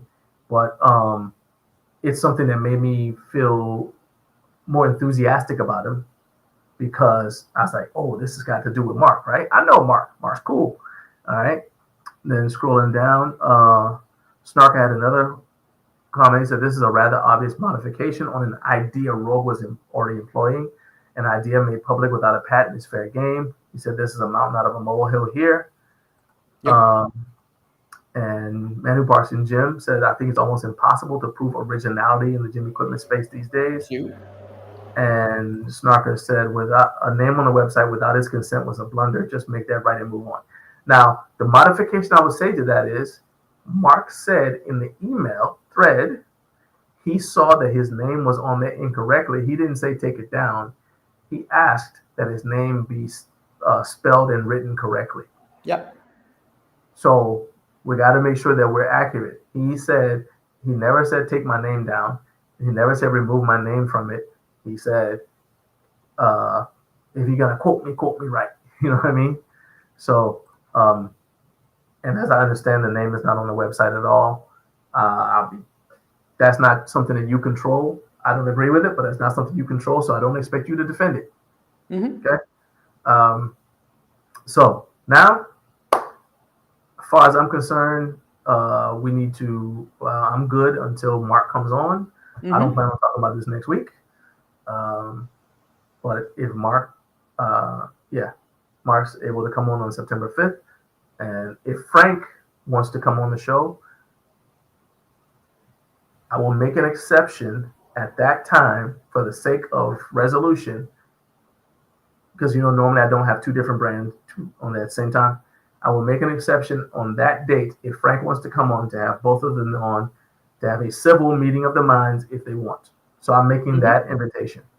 Okay. And also, if they want to talk without me involved at all, I'm 100% cool with that too. For sure. I'm famous enough. All right. So, and I don't mean that like I'm a big time or anything. I mean, even if I have one follower, I don't need to get notoriety off of this situation. You know what I'm saying? All right, my man, do you have anything else you want to say before I let you go? No, I mean, life is good. I don't know. Do you think that I could show them the little idea that I was working on my own? Not one of the ideas that I was working on my own. You want to show it? Go ahead. So I was playing with this today. So I was just effing around and finding out with my 3D printer. And so this is a thing that I just concocted. I call it a mag bolt. So it's basically a mag pin and a bolt. So there's a nut. I don't think I have it with me. So I don't know what you guys think. It's just an idea that I had, because sometimes for some attachment you need to bolt it in. So I wanted something that you can bolt it by hand. I know that I forgot his name again. Megalith, what's his name? What's the one who was just right before me? The guest? Rory. Yeah, Rory. Yeah, Rory. Yeah. I wasn't sure. Yeah, Rory. Hey, carajo. So. I know what that means. That's a bad word, mommy. He said a bad word. No, that's not. That is not. That actually means where the sailor looks up at the top of the boat. So that's actually what carajo means. When us Latinos we say "Váyase pa'l carajo." So it's not. But yeah, so this is my idea. Just a mag bolt, so it's 3D housing, 3D printed housing on top of a bolt with mags in it. So it's magnetic, and there's the nut that comes with it. So that I've been working that on my own, because I think it would be kind of cool. So if you have if you need a mag pin, just a mag pin, and if you need to bolt it in. Other than that, on the Iron Bull front, we're pretty damn close to releasing the belt squad attachment. There's a few kinks to work through. Yeah, if you see in my story, on my personal story, I had a little accident yesterday, but some things that working on, and yeah, so testing things, making sure it's right. So that should be coming out soon. The selectorized functional trainer attachment that had a home gym con. We're pretty close to finishing with that. We just received our one of the parts that we needed to finalize the product. So it's going to be pretty interesting. Going to be pretty cool, pretty premium too. Our rods, dual purpose bowl and map, it could be cool for nice situation. See, I knew it was a good idea. Everybody was like, no, it's not a good. I knew it was a good idea. He's gonna go to work skipping, happy. Yeah, I was right. I knew I was right. But however, the selectorized, so it's gonna be a lot of stainless steel. The shaft, the guiding rods are gonna be stainless steel. There's gonna be some linear bearings in it, so high quality, pretty much built to outlast a nuclear attack. So I think that's gonna be cool. He didn't copy me, by the way. I don't. Who is that? That's 4-6 fit. That's a rabbit hole. That's a rabbit hole. Okay, I'm not gonna go. Okay, I need to go to work. There's no time for rabbit holes. Yeah, dual purpose mag bolt and pin and mag, dual purpose bolt and mag pin. If you did that, buddy, that's a good idea. I didn't know. I didn't know. Idea. You're right. Yeah. It's a good idea, buddy. When do you think it'll be available? I don't know. I mean, I guess I could. I guess We're I still should in do the a design website. prototype phase. I guess I should do. No, I mean it's already ready to manufacture. It's just it was a passion project. I guess I need to do a website or something. I don't know. Like I don't know how to that part I don't know, but I guess I'll figure it out. If people want it. Yeah, if people want if people like it, I'll make a website, but I don't know how to do that, so I need to figure that one out. Hey, if people like it, you talk Franken and put it on the website. Maybe. You see. There you go. There you go. Let's close with this. I think this is a good way to close. Rory says, good discussion. Oh, Rory said, good discussion, gents. Colossians 3:15, let the peace of Christ rule in your hearts. Since as members of one body, you were called to peace. Amen. Once again, amen. We didn't wake up. Most people watching this did not wake up wondering how they were going to feed their family today. Let's be thankful that we don't have to deal with that. So, I think this is a good place to stop. And once again, man, I appreciate your openness and transparency coming on here.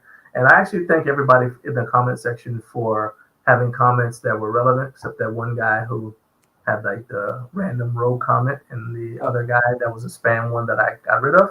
But other than that, everything was all good. So I appreciate you guys being on here. And I got to go get all set up for what we're going to be doing today. Isaac. Got to go to work. You know what you're doing, my man. Thanks for being here. Thank you. All right. Peace out. Peace out. All right. So that was Isaac from Unveiling Strength. He's a good dude. And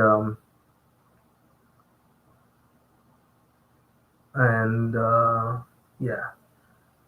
So thanks to everyone who was here, who made this episode memorable. That includes my guests, Rory Ellis and from Rorman Strength and Isaac from Unveiling Strength. Thank you guys for stopping by and making this one a success. Shout out to all of you who watched and commented. As I said, next week we've got Justin from PRX Performance coming onto the show. But until next week, you guys keep posting in the community section. Keep sharing our channel link to help us grow. Most of all, keep stacking